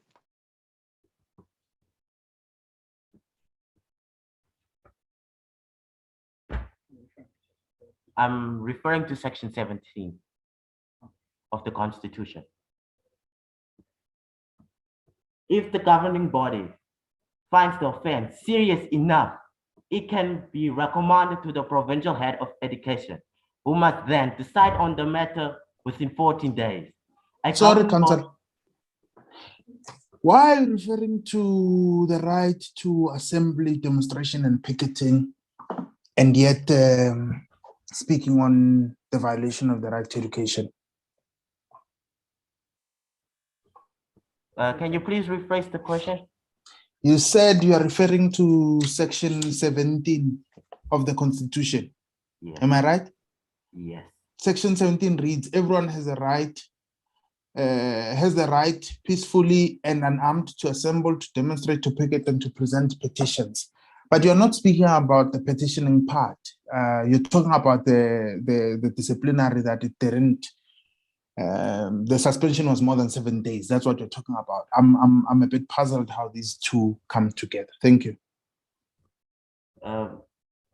I will be addressing that matter later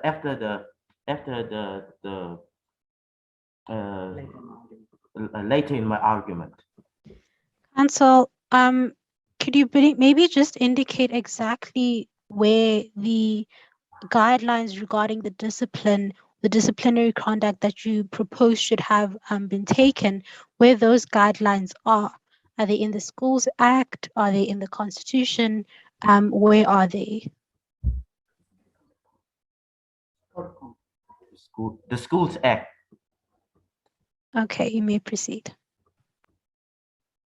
If the governing body finds the offense serious enough, it can be recommended to the provincial head of education, who must then decide on the matter within 14 days. A governing body can only suspend a learner for a week, not a whole year, my justices. The counsel for the applicant would like to refer to Section 14 of privacy states that everyone has the right to privacy, which includes the right not to have their possessions seized or the privacy of their communications infringed. By that, it means the teacher had no right to confiscate Mr. Sofisa's phone and that of the other 6 learners. The counsel for the applicant would like to refer to the Electronic Journal on Cooperative Law, Volume 13.1, March 2009, and I quote, "We are fully human, not through engagement with other human beings, but also because others show respect for our private domain," end of quote. The counsel for the applicant. Although the learners do indeed have their rights to privacy, that right can be limited when it is necessary. And in this instance, where the school has been having multiple problems with regards to children not paying attention in class because they've been on their phones, is it not a necessary limitation to search their bags and remove their phones from their possession? Can you please rephrase the question? Counsel, the rights to privacy can be limited. And in this instance, is it not necessary for the school to limit their rights to privacy by searching their bags and taking away their phones because they haven't been paying attention in class? The cell phones was off. That means the phones wasn't a disturbance to any to the learners at the school or the teachers. They shouldn't let they should have let the phones, the parents know before they searching the children's bags. Sorry. It exists. Section 17 states that everyone has the right peacefully and unharmed to assemble, to demonstrate, to picket, and present petitions. It exists primarily to give a voice to the weak. This includes groups that do not have political power and other vulnerable people in this world. This helps them to provide an outlet for their frustrations. In many cases, this may be the only mechanism available to express their legitimate concerns about the school. Thus, they have the right to start petitions, my justices. The counsel for the applicant would like to make a reference to the United Nations International Covenant on Civil and Political Rights, ICCPR. Article 21 states, and I quote, "The right to peaceful assembly shall be recognized. No restrictions may be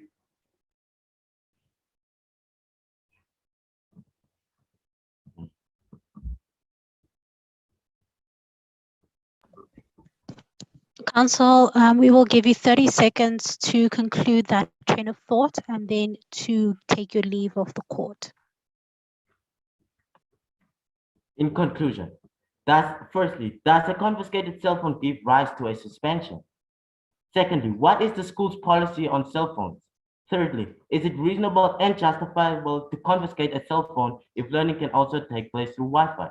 in the classroom or if internet are used for cell phone or research purposes on educational topics.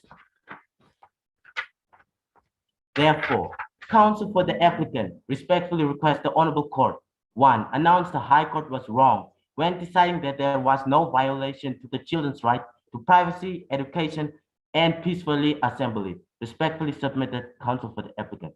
Thank you, my justices.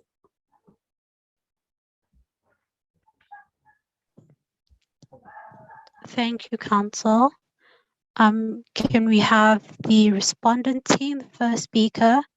Before you begin, could you please give us your surname?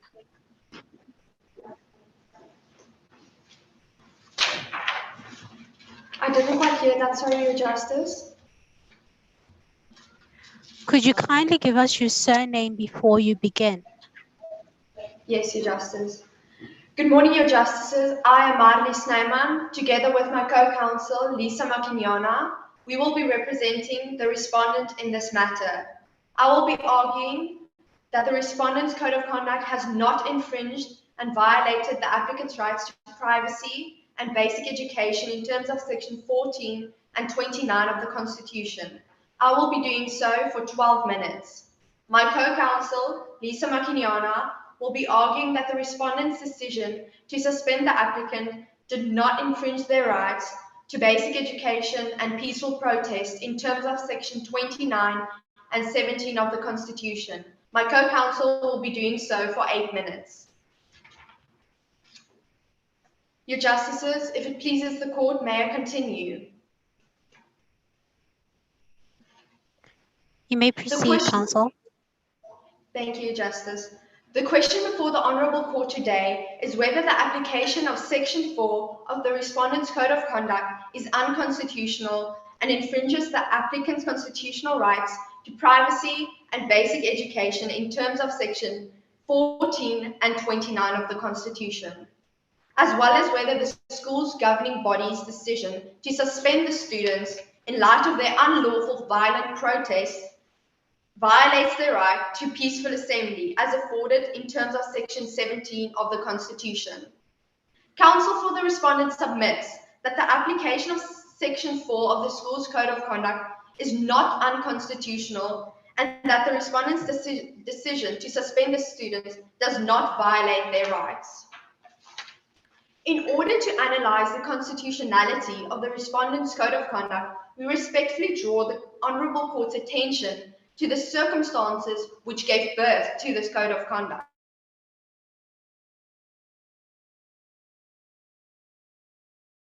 And a low pass rate directly related to the use of cell phones at school.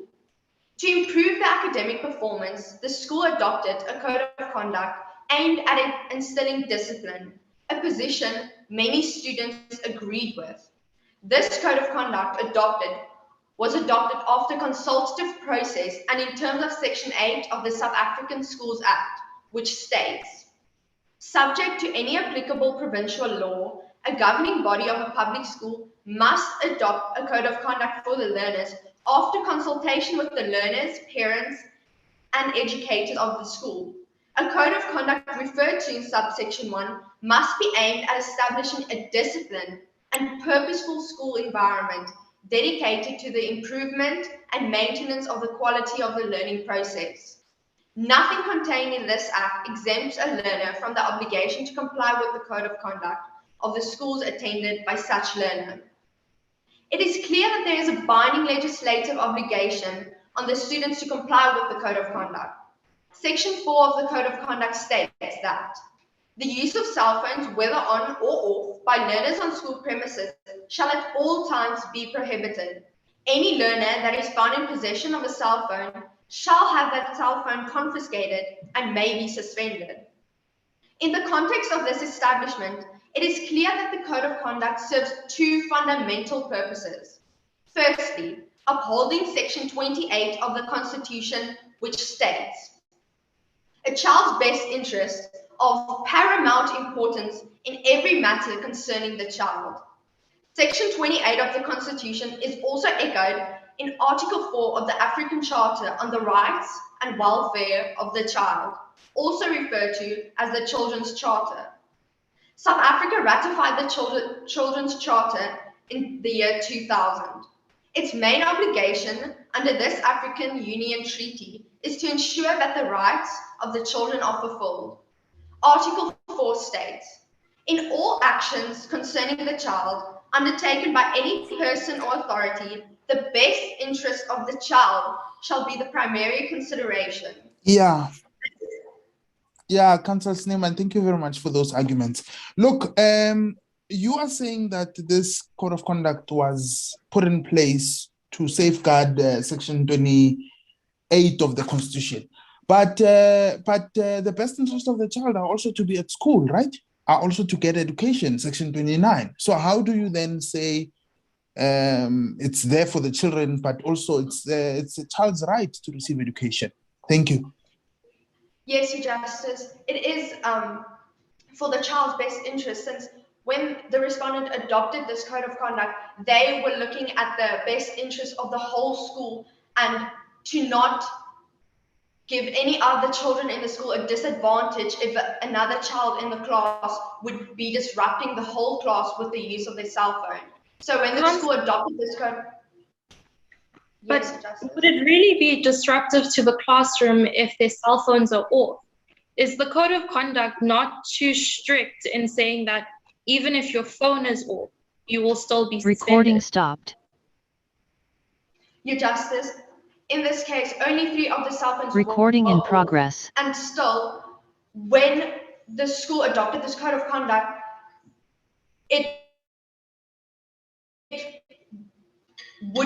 they wanted to make it as clear as possible and not allow any gray areas for students to, in the future, have any lack of discipline. They wanted to exclude any gray areas and just make it as clear as possible. Yes, Your Justice?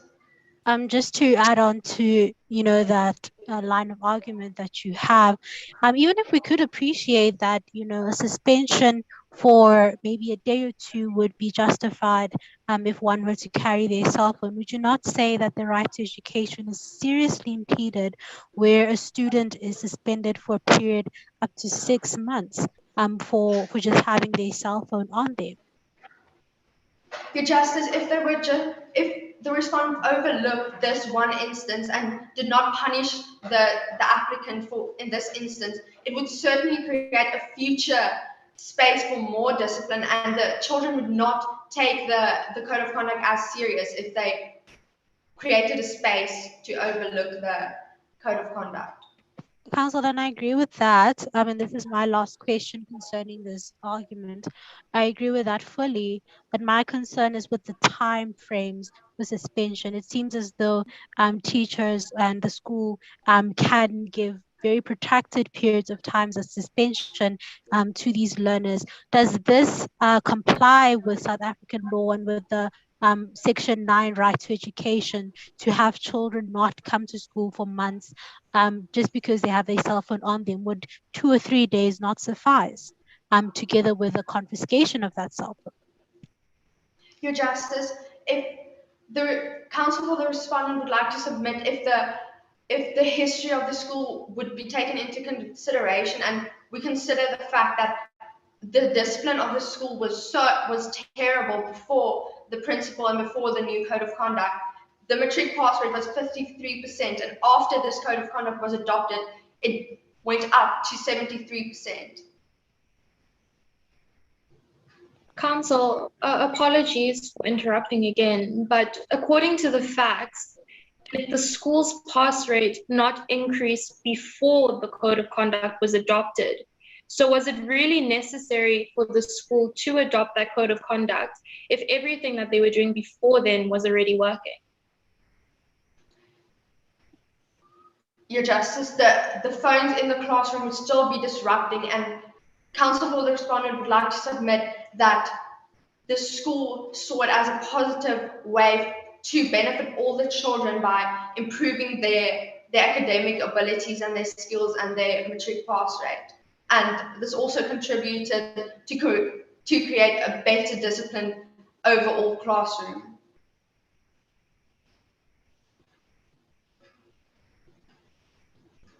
Thank you, Counsel. You can proceed with your arguments. Thank you, Justice.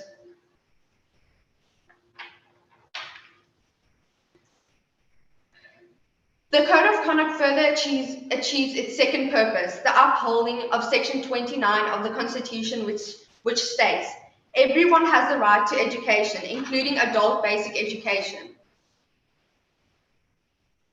It is clear by confiscating cell phones in terms of a code of conduct, which is representative of a collective input of a variety of parties, students are less distracted at school and in class, and this is culminated in a clear improvement of the matric pass rate.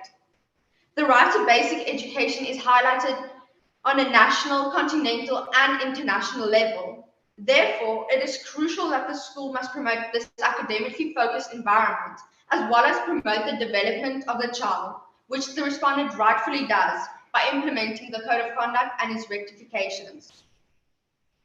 The applicant will argue that Section 4 of the School's Code of Conduct has infringed on the child's rights to privacy as set out in Section 14 of the Constitution, and the consequent suspension of the 6 students for failing to adhere to the provisions of the Code of Conduct. This submission, with respect, is baseless when weighed against the interests of the broader student base. Only 6 students, when compared to a very large student base of at least 100 students, have failed to comply with the Code of Conduct and have been correctly disciplined. The rest of the student base has been able to abide by these reasonable and fair terms. Therefore, counsel for the respondent sees no reason for these students to not abide by these rules. Therefore, it is counsel for the respondent's submission that a balance can be struck between this and Section 36 of the Constitution, which deals with the limitation of rights. In the enforcement of the Code of Conduct, the respondent was mindful to the students' interests and only suspended the students as opposed to expelling them. The prohibition on cell phones was at all times aimed to ensure that positive discipline would be practiced. Counsel for the respondent therefore submits that a balance can be struck in terms of Section 36 of the Constitution and the School's Code of Conduct, and its terms of the said Code of Conduct can be constitutionally justified. Your Justices, if it pleases the Court, I now refer to my co-counsel to further our argument. Thank you. No. Before you leave, I see you have 30 seconds roughly before you give. So Section 36, it says that the nature and extent of the limitation. So if a child has a cell phone so that their parent can call them, should the parent be unable to come to the school to collect them? So the child has a cell phone.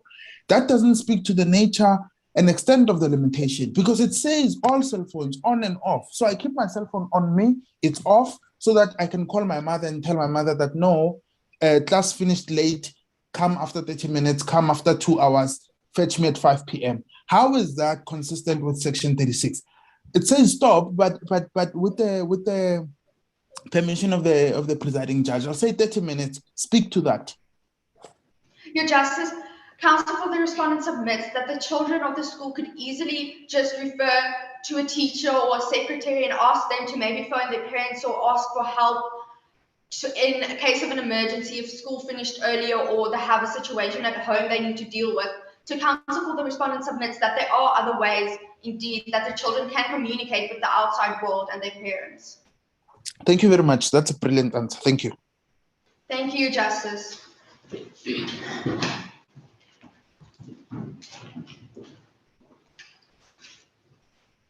As it pleases the Court, may I continue? Yes, you may, counsel.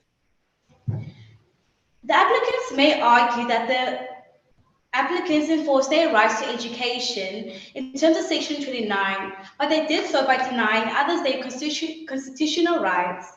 2 protests resulted in fires, and the first protest resulted in the closing of a road and altercation with motorists. The recurring themes of these protests are conflict, violence, and destruction.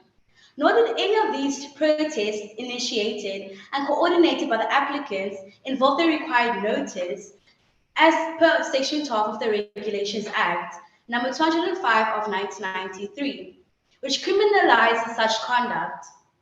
The applicant will argue that they acted within the scope of Section 17 of the Constitution, which states, everyone has a right peacefully and unarmed to assemble, to demonstrate, to picket, and to present petitions.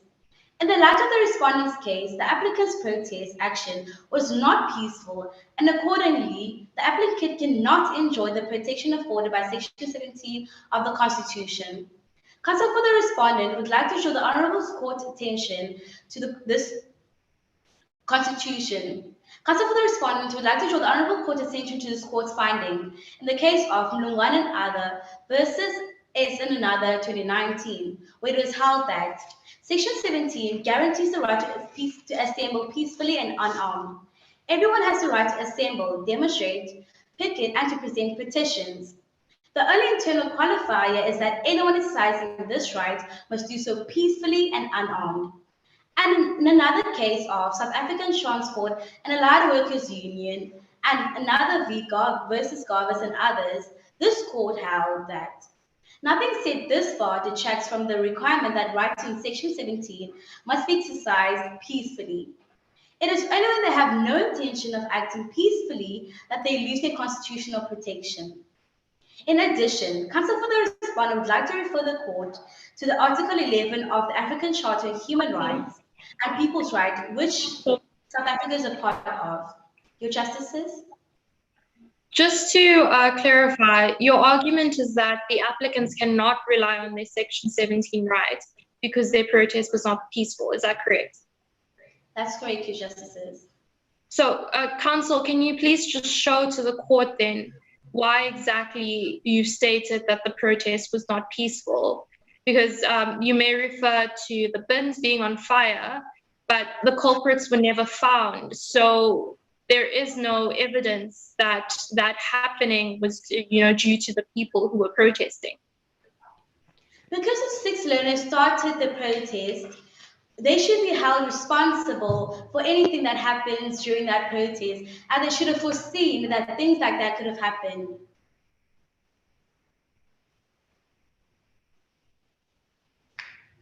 Your Justice, may I continue? Okay. Counsel, just one last question. So I appreciate what you've said about the organizers of the protest being responsible for what happens. Do you have any legislation that you're referring to for that answer? May you please repeat the question? So, counsel, you've stated that the organizers, the 6 learners, have to be responsible for the protest, which is correct. What I'm asking is, are you referring to a specific section in legislation or a case or even a journal article? No, Your Justices. Okay, that's okay, counsel. You can proceed. In addition, counsel for the respondent would like to refer the Honourable Court to Article 11 of the African Charter on Human Rights. It states, every individual shall have the right to assemble freely with others. The exercise of this shall be subjected only to necessary restrictions provided by law, in particular those enacted in the interest of national security, the safety, health, ethics, and the rights and freedom of others. The protest action by the applicants resulted in altercation with motorists, damage to property, and the endangerment of the community at large. Notwithstanding this, it violated the rights of the members of the community and cannot be justified. It is evident that international law further substantiates the respondent's case before the court. Counsel for the respondent submits that the applicant has evidently failed to ensure that the proper notice was provided prior to his protest action, and further that these protests remain peacefully. Therefore, the applicant has forfeited the protection afforded in terms of Section 17 of the Constitution. Your Justices? On the notice requirement, we have a recent judgment that has declared the criminalization of one's failure to apply or to supply the authorities with a notice, the criminalization thereof as being unconstitutional. So my question to you is why do you bring that up as a point of contention or as a point reaffirming the illegal or unlawful nature of the protest if it has been determined that criminalizing protesters for the lack, because they do not have a notice is unconstitutional.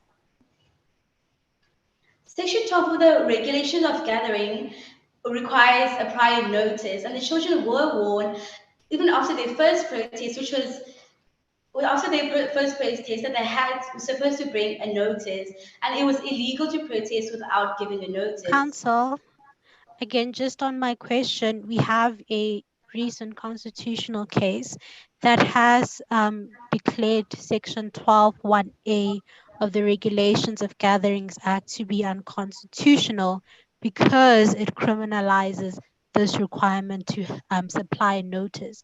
So notwithstanding that, are there still other points that you can make that affirm the unlawful nature of the protest?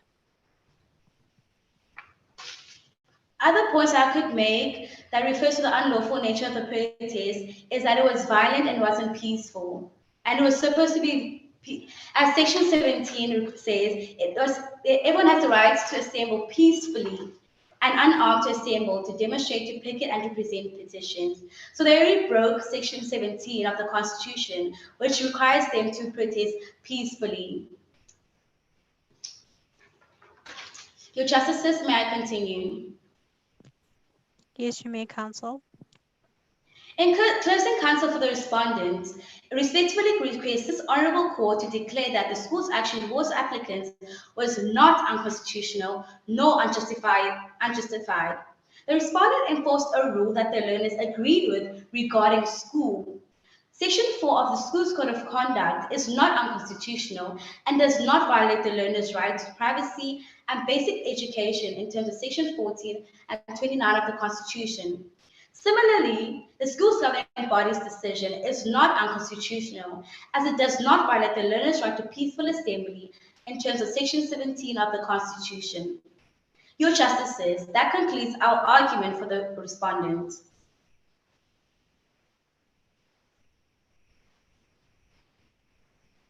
Thank you, counsel. Thank you to both the applicant and respondent. The applicant did make note that they will not be giving rebuttals today. So thank you so much to both teams.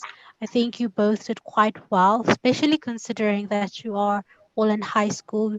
We definitely do see a lot of talent and hope that you do pursue a degree in law. Is there any feedback, any words of encouragement, any comments from any of the judges?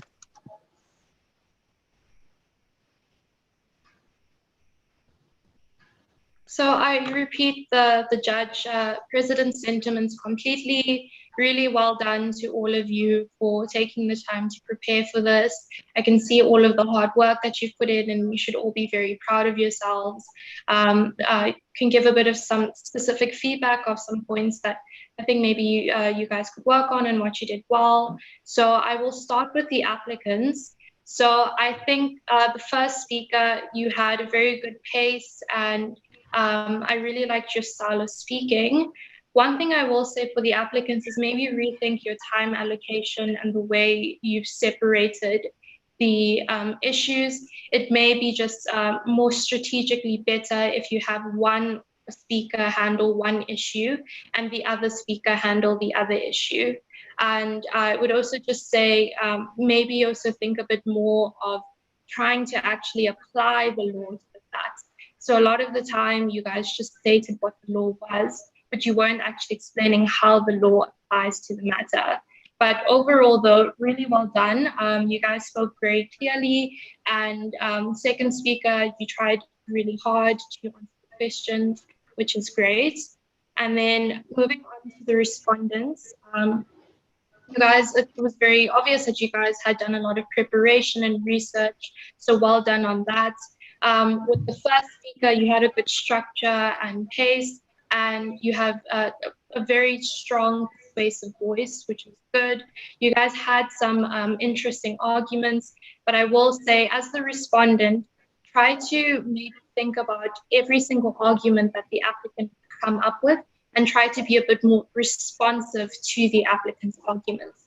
So remember, as the respondent, you're responding to the applicant's arguments. So try to make it so that your arguments aren't like arguments in isolation, if you get what I mean. So listen to what your applicants are saying, and as you go, while they're speaking, go through your speaking notes and tick what they've said and what you're going to respond to, and then cross out the things that you don't have to respond to. Again, both of you tried really hard to answer the questions, which is great. One thing I will say is when you're answering questions, try to answer them with your prepared arguments. So we don't expect you to just suddenly come up with the law and know it, you know, just immediately off your head if it's not something that you've ever thought of before. So try to use your arguments that you've prepared beforehand to answer the judge's questions. And when you are answering questions, try to add in a bit of law when you're answering. Don't just put your own opinion there. But overall, though, you were both very strong speakers and your time management was great as well. So really well done. Thank you, Justice.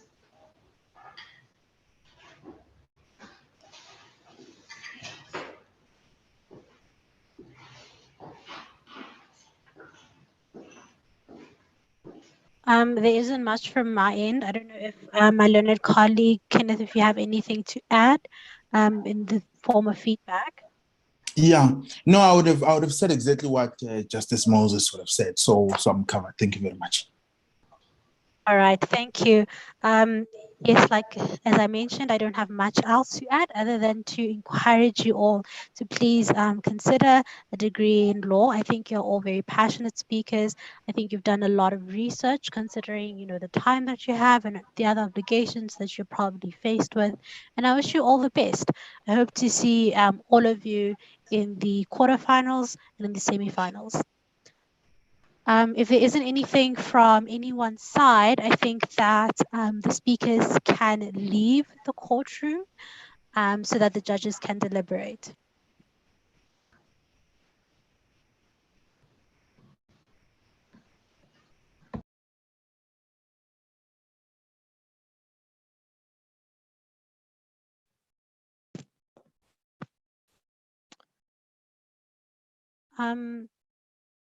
I don't know.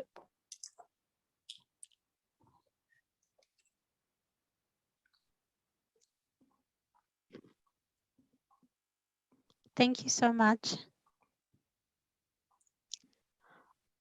So yeah, do you guys want to discuss the scores or do you just want to put them in and send them through? I'm sure everyone does have a busy schedule, but is there anything that you think is worth discussing? I would say I was a bit confused about how to score the first speaker for the applicant since he didn't really make any arguments. So when it came to the mark for the law and then also for the response to questions, I wasn't really sure what to put there since that wasn't really applied at all. Yeah. Re ipso locuta, the effects speaks for themselves. The first guys, I mean, it was all over the place. And I think it's because they mainly were focusing on whatever document they were reading or they were being whispered. There was someone else who was saying some things there. So it's difficult to score the first team for the very reasons that you're saying. The second team was very good. Actually, there were times where I wanted to ask them questions, but before I could do that, they were providing answers as they were going to my questions. So they were, I can't say they were very good. It's just that the respondent, there isn't much you can ask them, at least, and those ones made it even worse. They were just derail them any further. But yeah. I agree with you completely. It seems like Judge President Sekati just popped out. I think maybe her connection wasn't. Yeah, fill the score ins and then send them in, and then we'll meet maybe somewhere in another courtroom and so on. Okay, cool. Thank you, web support. Thank you. Thank you.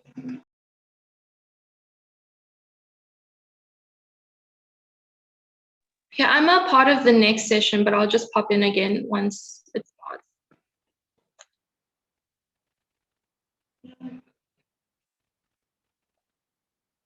Okay, I'll do that.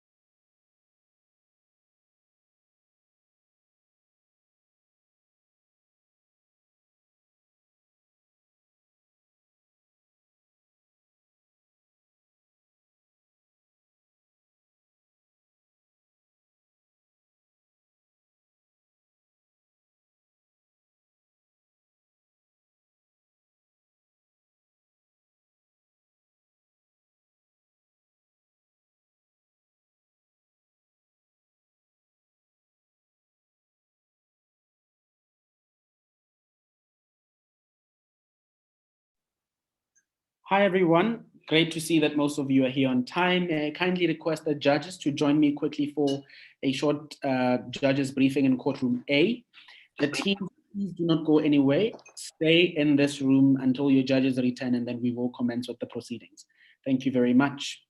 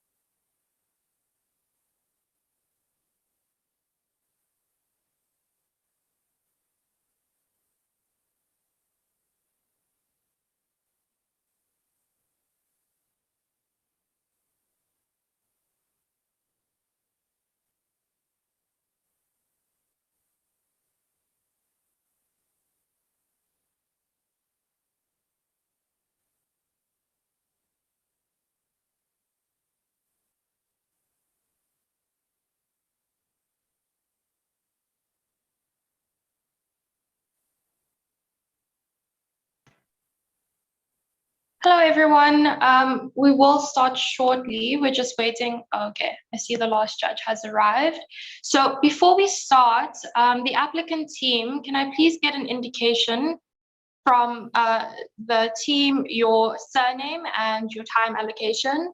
So the first speaker for the applicant, what is your surname?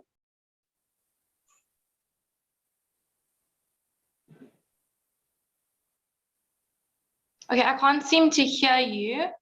Do you mind just muting yourself and unmuting yourself again? Maybe that will help.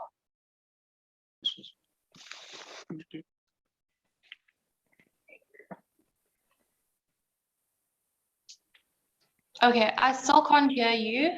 I would say just leave the Zoom meeting and then try and rejoin. In the meantime, the first speaker for the respondent, can I please get your surname? My name is Ripumelo Mhlanga, and I'm with my co-counsel Kabila Talent, and will be appearing on behalf of the respondent. I'll be speaking for 9 minutes, and my co-counsel will be speaking for 11 minutes. Is that okay? Yes. Can the second speaker for the respondent, please, can you just spell your surname for me? M. M. K. K. H. H. A. H. A. B. B. B. E. E. L. L. A. A. Okay, thank you. Let's go back to the applicants. So first speaker for the applicant, can you please give me your surname?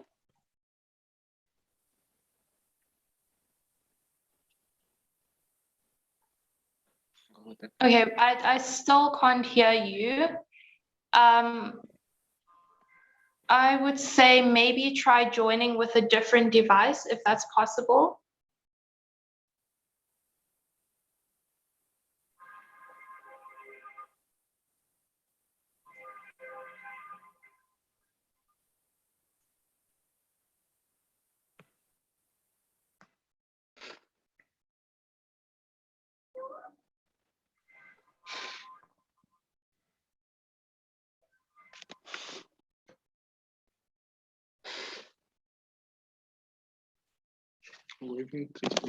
Wow.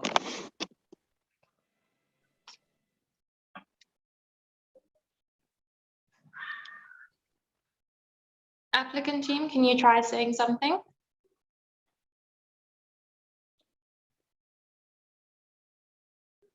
Yes, I still can't hear you. If possible, can you try joining with a different device or leave the session and rejoin it?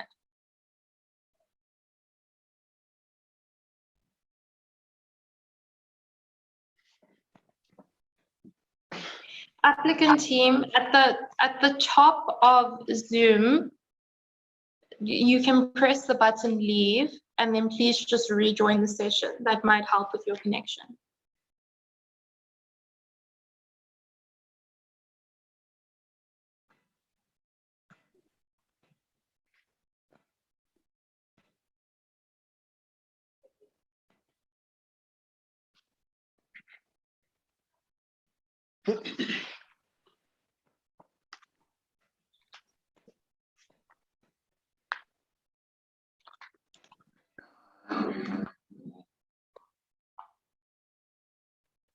Okay, thank you.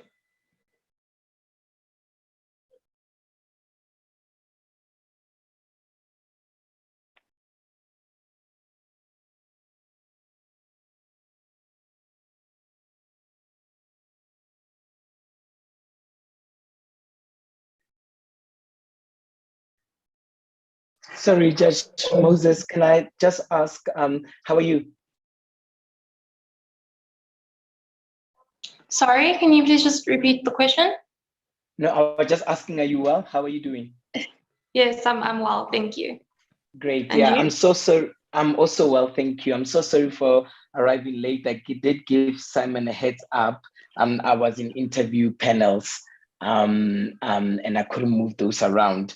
I just wanted to ask, would you like us to have our cameras on or just you, and then we can be mute for data purposes, or would you prefer that we just go ahead and put the cameras on?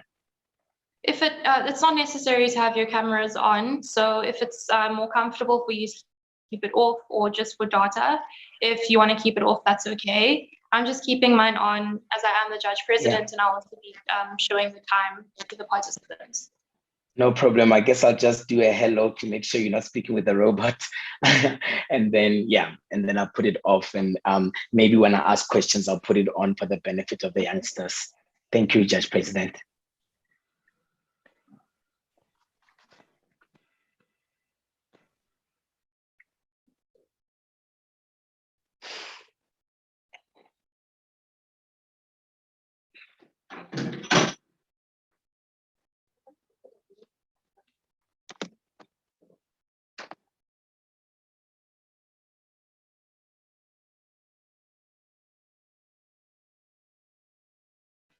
Okay, the team that just joined, or the participant that just joined, are you the applicant team 127?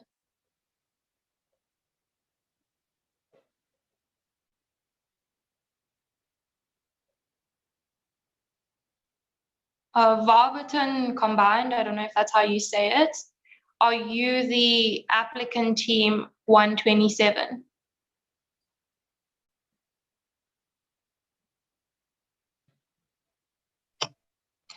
We are the respondents. Okay, I think you're in the wrong courtroom, because we're supposed to be having team 127 as the applicant and 121 as the respondent. All right.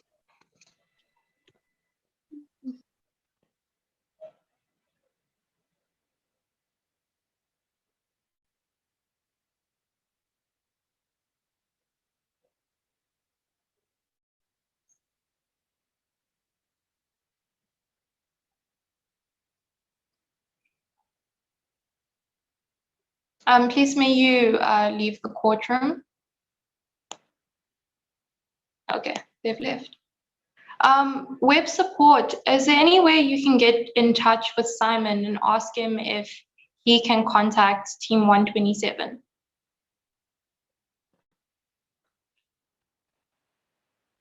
Okay, thank you. Sorry about the delay, everyone. There's always some issues with the Zoom. Judge President, I got the surname for the second oral list of the respondent team, Makabela. Could you just share with me the name of the first oralist?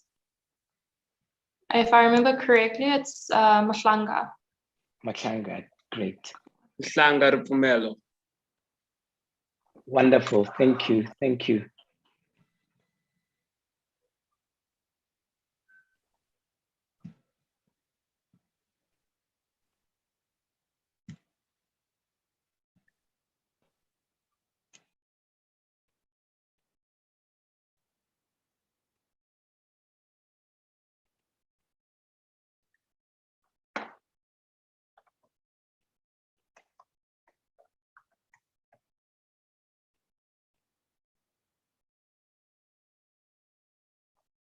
Hi, Simon. Hi, Thuweba, how are you? I'm good, and you? So we're having a bit of an issue with our applicant team. They had joined earlier, but we couldn't hear what they were saying. So I asked them to leave and rejoin the session. Okay. And it's been about maybe about like 6 minutes, and they haven't rejoined yet. So I just wanted to find out if it would be possible for you to contact them to find out what's happening. All right. We are supposed to be having 121 and 127 in here, right? Yes, 127 is the applicant team. 121 as the respondent. I see 125 in the waiting room. I'm not sure who that is. Thank you very much. Okay, I will try to get hold of the person responsible for 127 as the applicant, and I'll be back just now. Okay, thank you.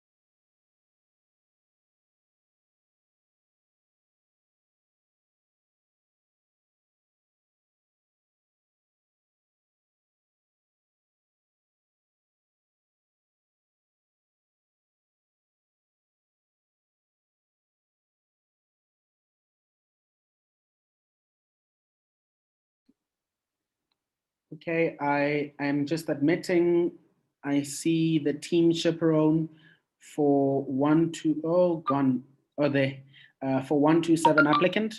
I was trying to call Portia just now. I'm not sure. 127, can you hear us?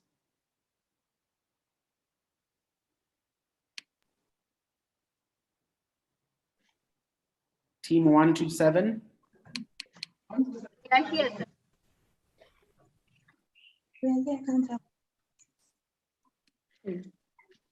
We are here. Okay, thank you very much. Duweiba, I think you can commence. Thank you. Thank you. Thank you, Simon. So just as we were doing before, the first speaker for the applicant, can I please have your surname and how much time you'll be speaking for? My name is Tenjoyo Ayanda and my co-counsel is Sanele Kosa. We will be utilizing 10 minutes of the allocated time, as well as my co-counsel. Okay, so you haven't reserved any time for rebuttal? We have reserved 2 minutes. Okay, the team altogether has 20 minutes. So one of you will have to speak for 8 minutes if you want to reserve 2 minutes for rebuttal.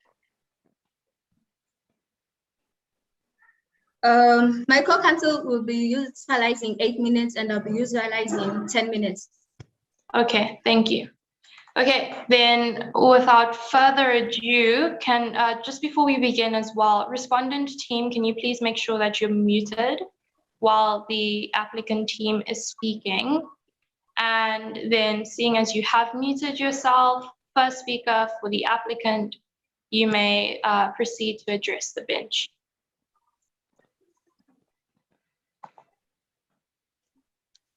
Honorable Justices, apart from this visual aspect is Tenjoyo Ayanda, with my co-counsel Sanele Kosa. In this particular matter, we will be representing the applicant. As the matter of the school code of conduct was firstly dealt with and in favor of the High Court, it was found not unconstitutional. We applied for leave to reverse the decision and to plea with the court in favor of our decision that Section 4 of the School Code of Conduct is unconstitutional as it violates the learner's right to privacy and basic education in terms of Section 14 and 29 of the Constitution, respectively. My co-counsel will submit to the court that SGP's decision is unconstitutional as it violates the learner's right to peaceful assembly in terms of Section 17 of the Constitution. May I proceed?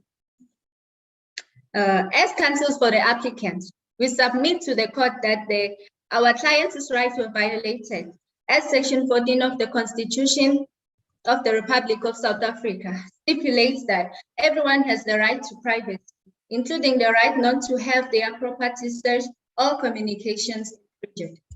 My client's rights were violated as the police searched and read their WhatsApp text.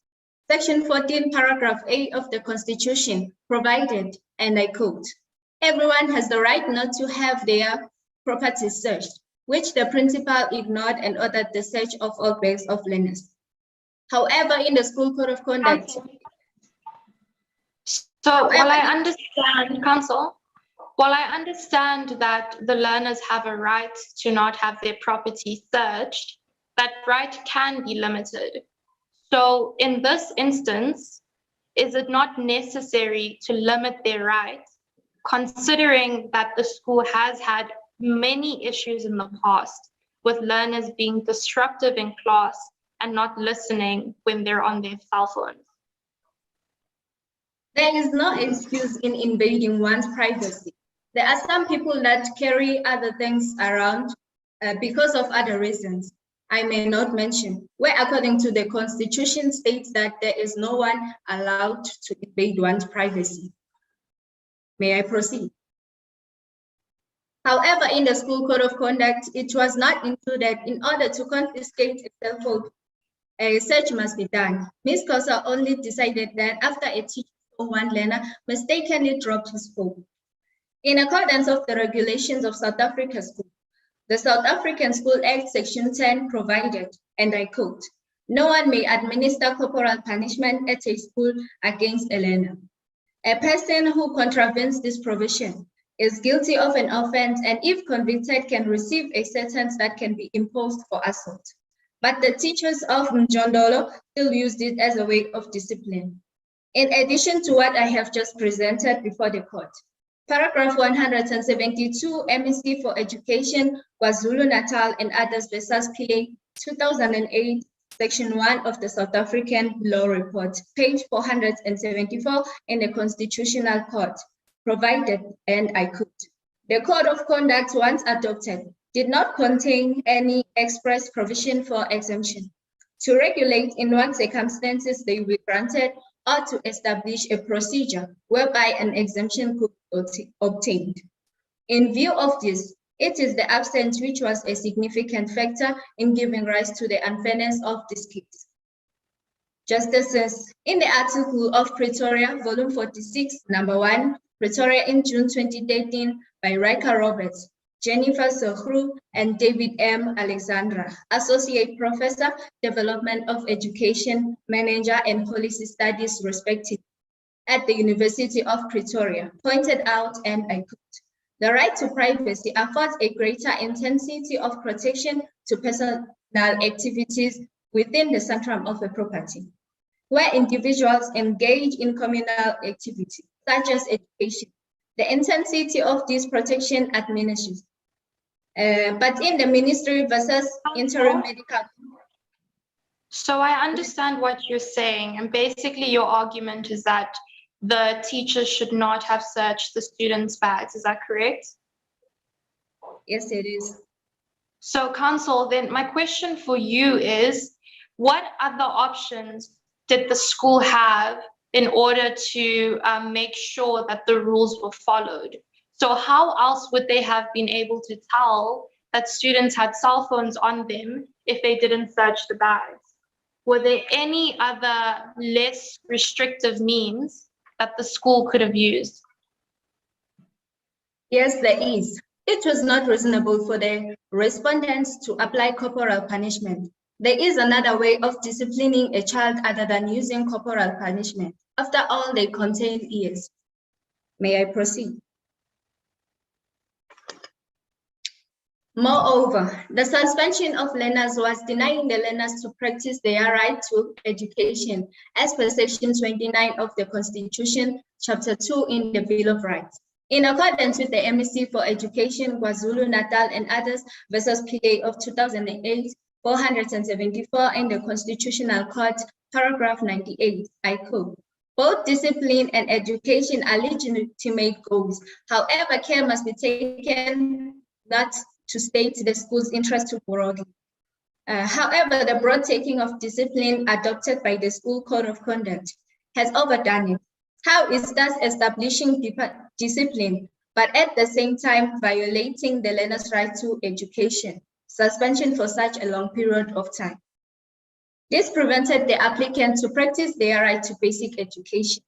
If the School Code of Conduct was ought to be fairly constructed, the suspension period would have been included in the School Code of Conduct. In addition, United Nations conventions in the rights of the child. When you say that the suspension period should have been included, is that really fair? Because what if, a student's phone is off? Wouldn't the suspension period be shorter than if a student's phone is on? Because I would assume that if your phone is on, that's worse than having your phone off. So if they were to include a specific suspension period and say, for example, everyone will be suspended for 10 days, no matter whether their phone is on and off, is that not unfair? It is unfair. There should be an inclusion of what the learners done. According to that, the learners think that there must be an inclusion of time. The time must be different according to what they have did. May I proceed? Just one last question, Counsel. So you are not opposed to suspension. You are just saying that the school should have been specific about the suspension period.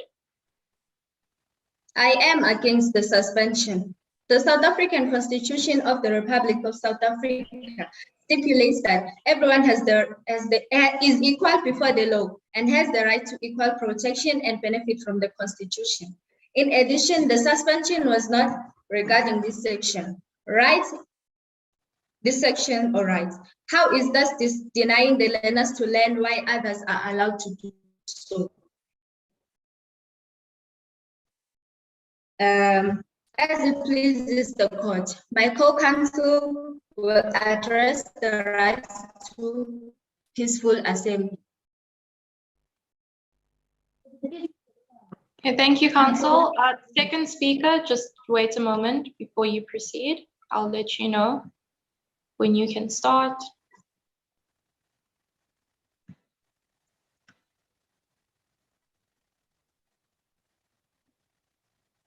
Okay, second speaker for the applicant, you can proceed.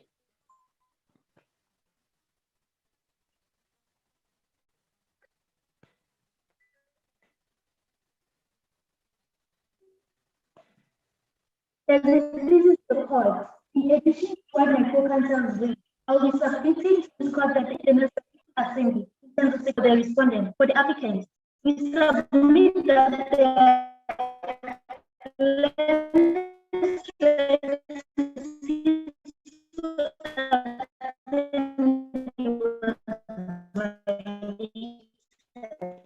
Hey, counsel. South Africa is a stand on civil and political rights, providing that. Apologies for interrupting you, but it seems as if you're having some connectivity issues and it's quite difficult to hear you. Just ensure that it's not on my side.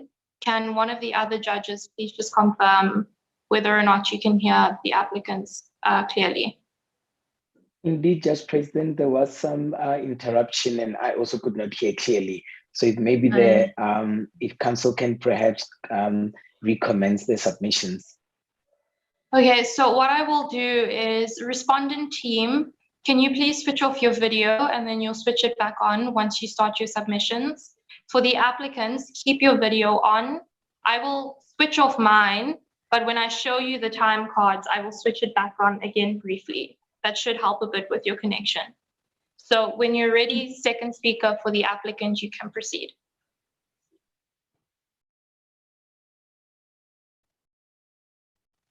As counsel for the applicant, we submit that the learners' right to peaceful assembly was violated. South Africa is a state party in the 1966 International Covenant on Civil and Political Rights. Article 21 governs the right of peaceful assembly, providing that, and I quote, "The right of peaceful assembly shall be recognized. No restrictions may be placed on the exercise of this right, other than those imposed in conformity with the law, and which are necessary in a democratic society in the interest of national security or public safety." Hence, the applicants were just expressing their grievances. It is in terms of Section 17 of the Constitution of the Republic of South Africa that everyone has the right to peacefully and unarmed to assemble, to demonstrate, and to picket, and to present petition. There was no need to limit their rights in substantial to protect the public order, because the learners did not use violence in their assembly. Even the authorities couldn't find proof that they are the ones who started the fire. The South African Transport and Allied Workers Union. Counsel, just note you have 7 minutes left. And also, I understand that the authorities weren't able to determine who started the fires. But regardless of that, considering that the fires, occurred during the protest, shouldn't they be held responsible for what happened during the protest? There was no violence used in the drinking of beans, and there was no harm in the road users. Honorable Justices, the applicants were not involved in any violence act. All the gathering they held took place spontaneously. In terms of the conviction of the rights of the Child Act, Article 40, subsection 2, paragraph B, that I quote, "Every child alleged or accused of having infringed the penal with the law has at least the following guarantees: to be presumed innocent until proven guilty, according to the law. May I proceed? Yes, counsel, you can proceed. The South African Transport and Allied Workers Union and others versus Gavers of 2013 South African law reports, page 83, Constitutional Court, paragraph 53 stipulates that nothing said thus far detracts the requirement that the rights in section 17 may be exercised peacefully. And it is important to emphasize that it is the holders of the rights who must assemble and demonstrate peacefully. It is only when they have no intentions of acting peacefully that they lose their rights in their constitutional protection. In terms of the Mlungana case and others, can you really say that the protest was peaceful, considering that they disrupted the entire school day and no one was allowed in the school? So what I'm saying is that the protesters had infringed on every other learner's right to education. So is that really a peaceful protest? Yes, it was a peaceful protest. No one was injured. May I proceed? Yes, counsel. Section 16 of the Constitution of the Republic of South Africa provides that everyone has the freedom to expression, which includes freedom of the press and other media, freedom to receive or impart information or ideas. It was unconstitutional to assume from the WhatsApp messages that reveal their meet-up before the unrest that they are the ones who started the fire. Moreover, the arrest limited their rights of expression, as their grievances were not heard at the end of the day. The school only withdrew the instilling of corporal punishment. This proposition has support internationally, as European Court of Human Rights noted, and I quote, "An individual does not cease to enjoy the rights of peaceful assembly as a result of sporadic violent or other punishable acts committed by others in the course of the demonstration." As it pleases the court, justices, as I make my conclusion with the submission given above, I plead the court to find the code of conduct unconstitutional and the suspension to be withdrawn, as it was in violation of my client's rights to basic education, as contemplated in sections 14, 29, and 11 of the Constitution. And I rest my case. Thank you, counsel, for the applicant. You may take your leave of the court. Just mute yourselves. And the respondent team, you can please switch back on your video. Okay, thank you. And I'll let you know when you can start. Sorry. Okay. First speaker for the respondent, you may begin your pleadings. Am I audible? Yes, you are. Okay, thank you. Chief Justice, your justices, my name is Nsmcc, and I'm with my co-counsel on the left, Rebuttals, Talent, and will be appearing on behalf of the respondent. As I've said, I'll be speaking for 9 minutes, and my co-counsel will be speaking for 11 minutes. In today's humble court, we'll be humbling ourselves as the respondent to bring two main core submissions. One, Section 4 of the Code of Conduct did not violate the learner's right to privacy and education, respectively. And secondly, we'll be submitting the fact that the SGB's decision was justified as it was constitutional and it did not violate the learner's right to peaceful assembly. The critical question before the court is whether Section 4 of the Code of Conduct does violate the learner's right to Section 14, which is the right to privacy, and 29 of the Constitution, which is the right to education, and whether the SGB's decision was justified certainly on the basis of actually suspending learners through their right to peaceful assembly. As the respondent, we submit that Section 4 of the Code of Conduct, it doesn't violate the learners any at all on the basis basis of their right of section 14 and 29 of the Constitution, and also the SGB's decision was actually justified to be done in this instance.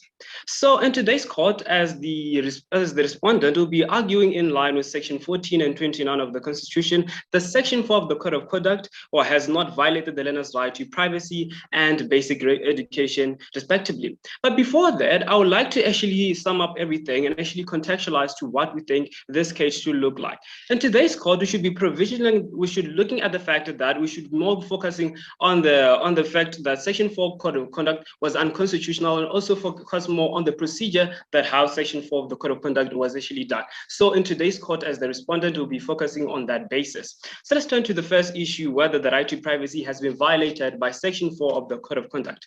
The respondent submits that the right to privacy has not been violated by section 4 of the Code of Conduct. The School of Conduct states that the use of cell phones, whether on or off on the school premises, shall at all times be prohibited, and any learner that is found with a cell phone shall have their cell phone to be confiscated. So by understanding that, we say the use of a cell phone, whether on and off, was actually something that we do submit as the respondent, because we truly understand the fact that a cell phone is actually something that can be harmful towards the learners. And this was actually in line with section 8A of the subsection 2 of the South African School Act. Yes. Can you please explain how a cell phone could be harmful to their education if it is switched off? Certainly, let's refer to paragraph 1 of the facts. It states that the pass rate was very low, with achieving metric pass rate of 53% in 2018, where instead of paying attention in class, many learners are on social media on their phone, which justifies the fact that a cell phone can be seen as a harmful thing or as a harmful object towards the learners, because it doesn't actually promote any integrity and purpose life to what can be done to ensure that education is actually achieved at the first place. I hope I answered you. So, just to clarify, my question is, if a cell phone is switched off, how is it harmful to the learner's education? You've given me an example of when the cell phone is on and they're actively using it on social media. So please, can you answer that? Yes, Your Honor. Certainly the school has its own beliefs and or its own integrity to what it does believe. Certainly let's refer to paragraph 4 of the fact. Certainly says that after a consultative process, the school governing body decides to introduce a conduct regulating the use of cell phone at the school, meaning the fact that the school premises were actually allowing the fact that learners should be actually searched at the first place on the basis of actually coming off with the phone on or off on the school premises, which is actually supported by subsection by the Code of Conduct, section 8, subsection 1 of the Constitution, which states that subject to any applicant provisional law, a governing body of a public school must adopt a code of conduct for learners, and after consultation with the learners, parents, and education of the school. Where certainly it means that, okay, they have justified to accept or actually allow the limitation of their cell phone to be taken away, and also the suspension to be the very same suspension at the first place. I hope you have answered your question, Your Honor. So submitting to that, let's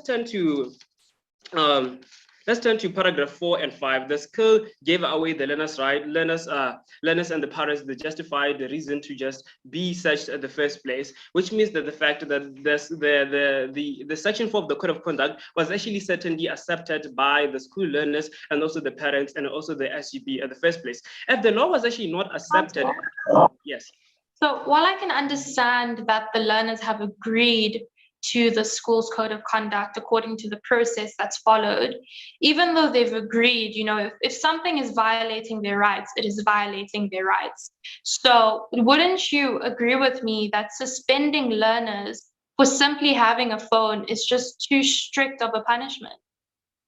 Okay, thank you, Your Honor. Certainly is not too strict of a punishment, because the school believes what it does believe and actually believes what can it do best to teach learners. Certainly they can see a phone as a harmful object on the school premises. It means the fact if the school does believe that, then they have to follow the School of Conduct at the first place to justify the fact that a cell phone can be seen as a harmful, or can be seen as a bad object. Because mainly, certainly, if learners were coming with a cell phone, let's turn our eyes to paragraph 1 of the fact, where it states that they find it difficult to teach in these conditions, where the teachers were finding it very hard to just teach much more in this instance of this condition. I hope I answered your question. I've answered your question, Your Honor. So the right to privacy after a hearing was certainly was limited on the basis of trying to ensure that learning is actually much more purposeful and integrity is actually achieved at all times. But let's also understand the fact that they can say, let's understand the fact that, okay, hearing that other learners do not get the hearing certainly on the basis of actually being searched on the backs. Let's understand the fact that, okay, the fact that they were given a warning by Ms. Koza as a form of from the next day certainly immense their right to be searched on that instance. It was actually justified because Ms. Koza was actually warning them to certainly do not come with cell phone on the school premises.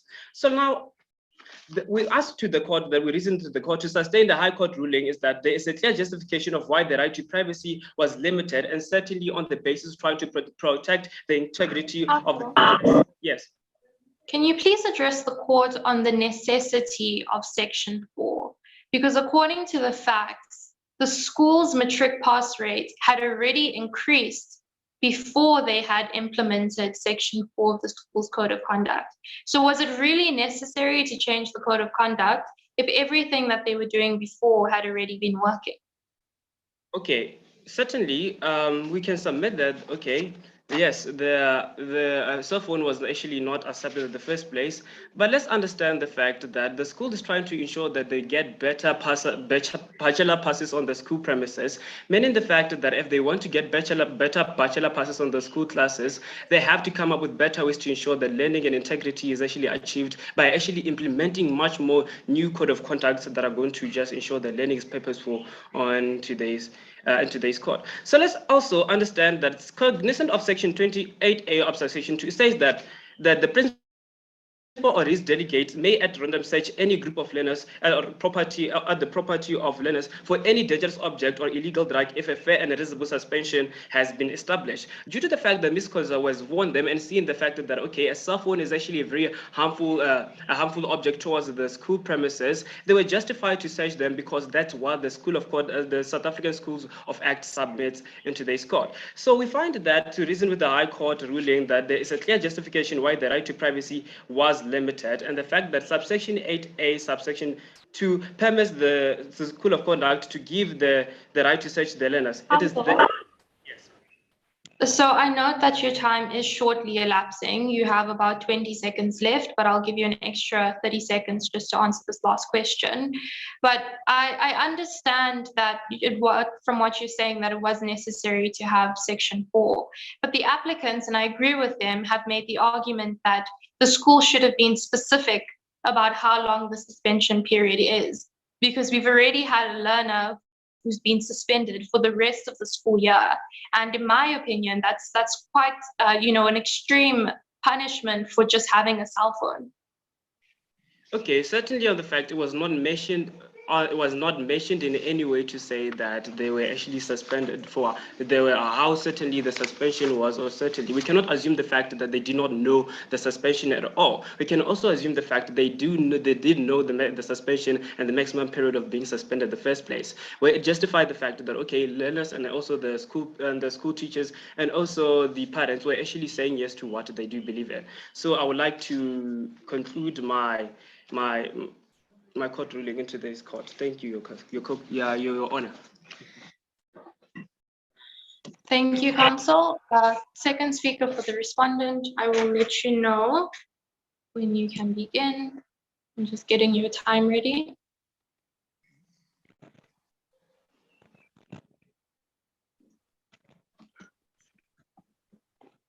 Okay.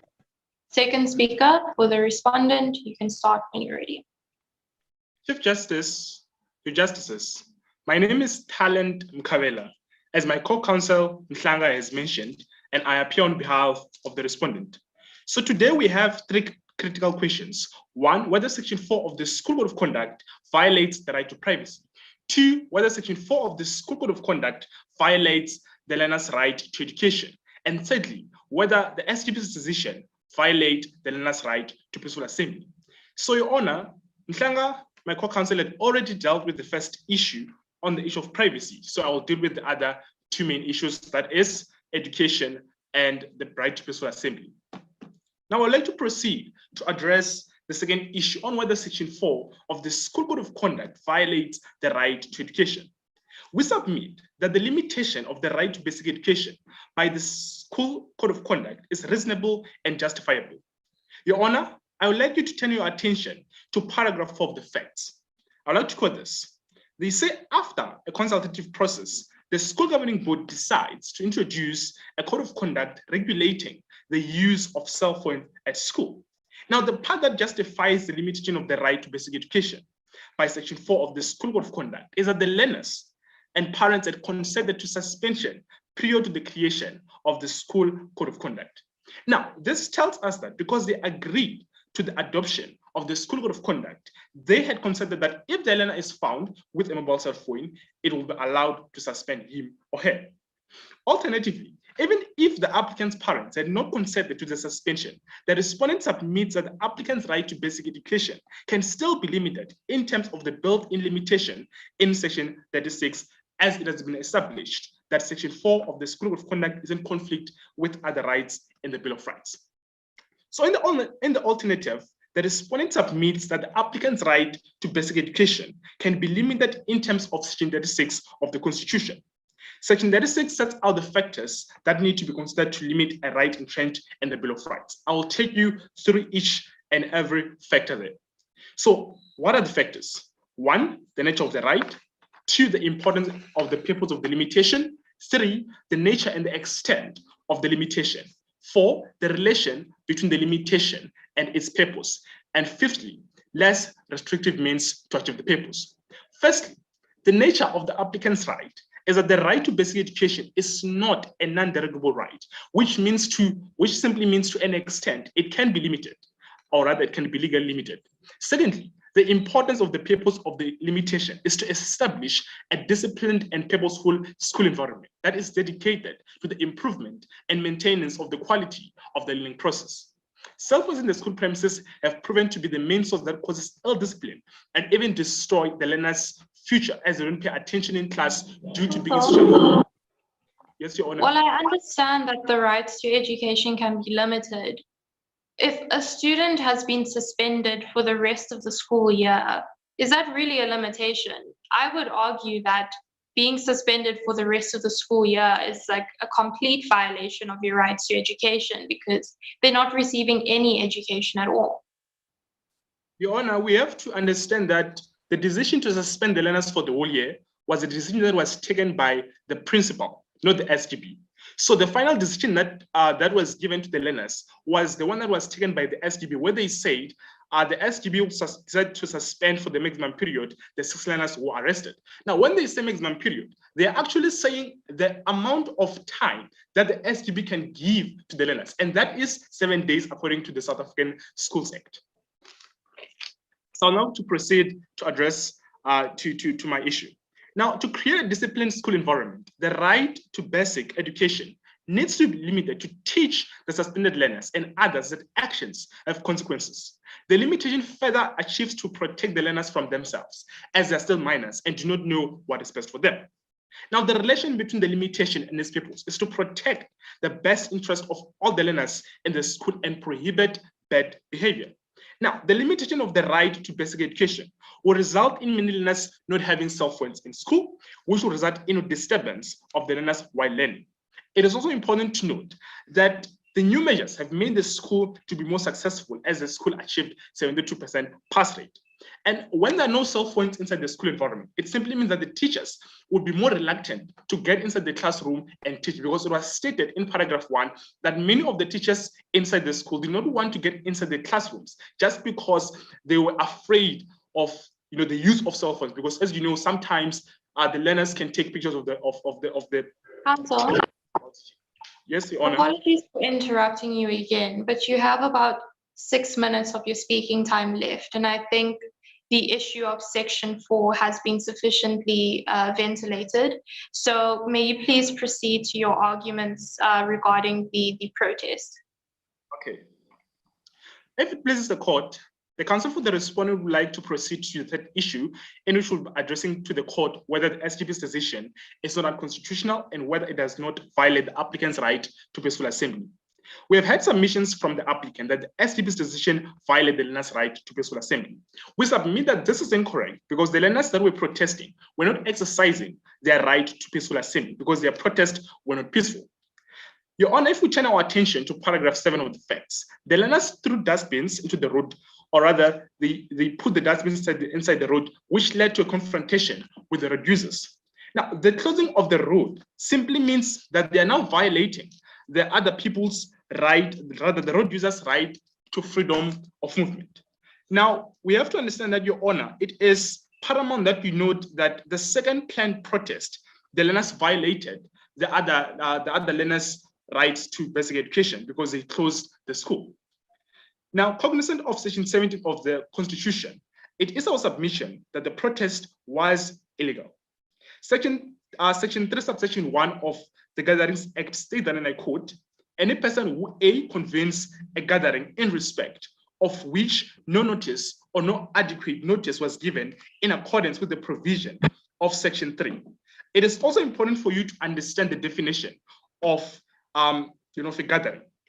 Now, Section 1 of the gathering. Counsel, can I just ask a question there? Can you hear me? Yes. I just have a question there. These are obviously learners, and we can't expect them to know all of these rules about notices and so forth. So are we not judging them too harshly when we subject them to all these legal requirements about notices and so forth? The point is they are young people, they wanted to learn, they considered the decision to be unfair and took action that would make their anger be known. Why judge them like they are adults rather than students who wanted to protect their right to education? Your Honor, we have to understand that the Constitution applies to every person. It is not selective when it comes to applying the rules. Therefore, the learners, they still had to know that when they plan a protest, they have to do it peacefully, because we have to understand this. It wasn't only one protest that had occurred. There were two protests in which, in those two instances, they still did not do the right thing. They were still not peaceful. So it shows to you that they're disrespecting the Constitution, and therefore the same rules have to apply to all the learners.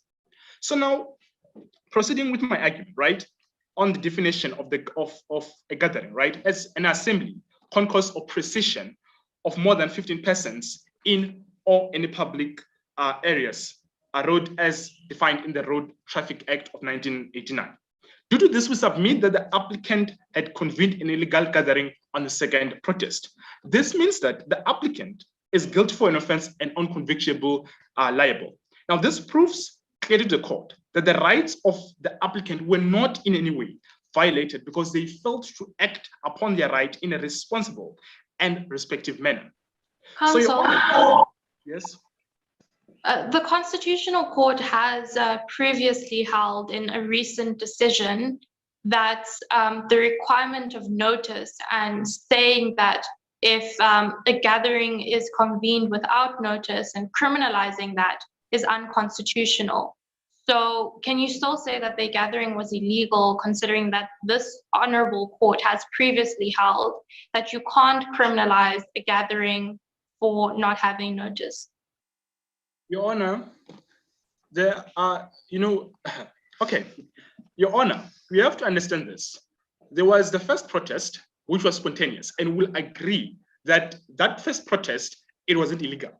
But the second protest, they planned it. They sit at home and then they planned it that they are going to, protest outside the school, outside the school gate. This simply tells you that because it was planned, they still had to give a notice, and therefore that second protest was illegal. Now continue. This court in its 2013 Satau and another versus Harfas and others held at paragraph 53 that one loses the constitutional protection when the holders of the right to peaceful assembly have no intention of acting peacefully. The reason for this court to sustain its ruling of not finding the SDP's decision as a violator of the right to peaceful assembly is that there's no link between the suspension and the right to peaceful assembly being violated. And the court needs Counsel, sorry, Counsel, I just looked at the facts that you submitted, and you say that the second protest was planned, but the second protest was also bigger, was it not? So there was a bigger group of learners. It moved from about 6 learners to 100 learners, you know, who joined this cause, who wanted to voice out their frustration, who also thought that this was unfair. So there was actually more people, almost 10 times the original number of people, just to show you how widespread this violation of education was. I think they started their cause for causa, you know. Should we not take that into consideration, especially because the Constitutional Court has held before that the right to assembly should be seen in a good light when it comes to those who are powerless, who don't have economic power, such as children? Counsel, before you answer that question, I do want you to note that your time has elapsed. But just as I awarded your co-counsel, I will give you 30 seconds to answer this final question. Your Justice, it is important for you to note that even though the learners were right to show Ms. Koza that she was not right to do what she did, we have to understand that even in that instance, they're still supposed, or rather they're obliged by the Constitution to do things peacefully. And that is the most important part. Yes, you can voice your concerns, but at the end of the day, voice it peacefully. So the counsel for the respondent will respectively request this honorable court to sustain all the High Court ruling. Thank you. Thank you for that, counsel. So, the session has ended.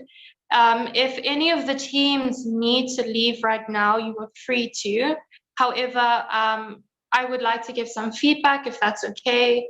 So if the teams are able to stay for about maybe like 5 minutes longer, then please do stay on. If the other justices would like to give the team some feedback, please also stay on. So first of all, I just want to say really well done to both teams. It's really amazing to see high school students being so interested and passionate about the law. Please, please do continue to pursue this passion, and really do think about pursuing a law degree. It's really so great to see all of the preparation that you did. So to give you guys some specific feedback, so with the applicants, you guys had really good, strong, persuasive voices. I could see that you had done a lot of research, which was great. One thing I will say is try to listen a bit more carefully when the judges are asking you questions, and make sure that you're answering the questions. So one thing to help you is that you can rephrase the judge's question. So for example, if I say to you, why shouldn't the school search the learners' bags? Okay, now that's a very simple question, but let's say you were a bit confused about what I asked, then what you can say is, Your Excellency, your question is why the school couldn't search the learners' bags, and that will help you a bit with guiding your answer so that you make sure that you answer the judge's question. Another thing that I will say is, when you are answering questions, try to answer the questions using the arguments that you have already and with using the law, because that should help you with regards to being a bit more persuasive when you answer the judge's questions. But overall, though, really well done. I could see that you guys had done a lot of preparation, and it served you well in your round. So moving on to the respondents. Again, you guys had a lot of research that you had done, which was really great to see. I will say you guys handled the questions really well. You were engaged with the court, and you guys were very strong, confident speakers, which is really great to see. Keep up that confidence while you're talking. I will say as well, though, just as I said to the applicants, try to use the law a bit more often when you answer the questions. So remember, you are talking in front of a court of law. So if you don't use the law, sometimes it comes off as if it's your own opinion. And I know that what you're saying is correct, but you still need to say, you still need to let me know which law you found that answer in. But overall, though, you guys had some very interesting arguments. You were able to move between your arguments really well. And I think you both had a really good structure, and you were able to apply the law well in your arguments. So to both teams, really, really well done. And I wish you the best for the rest of this competition. And I hope you all do pursue any, any careers in law. If the other justices have any feedback, you can say your feedback now. Wonderful, great. Thank you, Judge President. Can you hear me? Great. I also want to reiterate and to repeat what the Judge President said. All teams were very good, and to have such strong teams at such an early stage in the competition is really just something to be impressed about. I agree with the Judge President that that there are issues around time management and responding to questions. One thing that stood out for all teams is that you have to speak slower so that you are able to make your point, so that the judges are able to follow. But otherwise, I was very impressed. I think that there was a lot of technical issues that all of you understood. You were moving us from school policy to decision makers to specific legislation. Even I think it was the applicant's team, whenever you gave us case law, you gave us exactly where the case law was, at what page, in what law reviews. Those are very, very technical issues, and to be at high school level and be able to understand how a case is cited, that's very good. Often in court, the judge will ask us who are already there to say, counsel, can you give me the reference for that case? And we need to stop and read out the whole case. So to already have that handy was just really wonderful. I really love the fact that you guys went to international law. To use sources beyond just that was a really, really excellent use of what is available to you. Both teams constantly brought us back to the facts. That is so important, because as a lawyer, that is what you always return to the judge to say, judge, that is not in the facts, that is not relevant, that is not what happened. I want to refer you back to paragraph 4. I thought that was really well done. It shows that you had a good grasp of facts. And then one last thing that I also thought was good is, the one advice I would have is that you don't always need to take us through the entire legislation, So for instance, the last speaker of the respondents team, I think it's Makabela, 36. You can just assume that the court knows that, so that you buy yourself a little bit of time. 10 minutes is not a lot to speak. So you can already say, as we know, Section 6 does allow us to limit the right. And then you continue, and then you buy yourself a little bit of time. But otherwise, I thought it was really, really strong. All of you were confident. You understood the facts. You understood the law. Speak a little bit slower, and all the best with the rest of the rounds. I don't see why both teams shouldn't do well, either in this competition or in other competition. We're very, very, very strong. Thank you, Judge President. I want to say congratulations to both teams. I think you did really, really well. I think maybe the applicants were a little nervous to start off with, but you grew in confidence, and I have nothing really to add. Just slow down a little bit when you talk. And yes, don't quote the entire act by yourself at times, so that you have more time to give your arguments. But well done. It takes guts, and you've got that in spades, and all the best for the rest of the competition.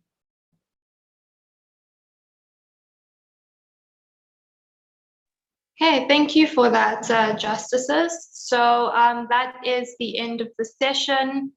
So if both teams may just please leave the courtroom to allow the judges to deliberate.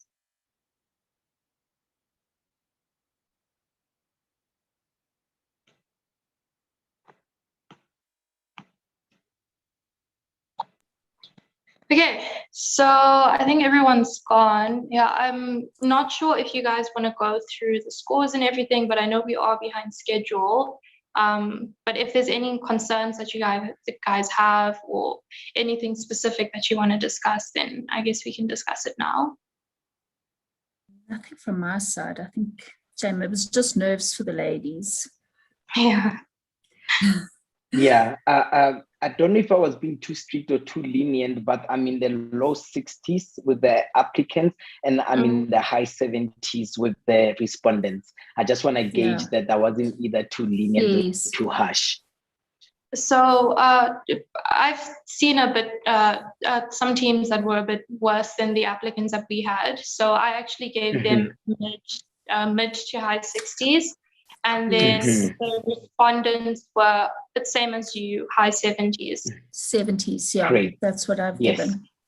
Great stuff. Great stuff. Good. No, then we can proceed. Then I'm happy we'll fill it out and send it to those people. They're very strict. They say 10 minutes after each session. I don't know if I'll make the 10 minutes because I need to jump into another meeting, but I'll endeavor to send them ASAP. Okay. Okay. Thank you so Good. much, guys. Enjoy the rest. Keep Thank well. you. Have a good Thank day. you so much. Yeah. Thank you so much. See you in the other sessions.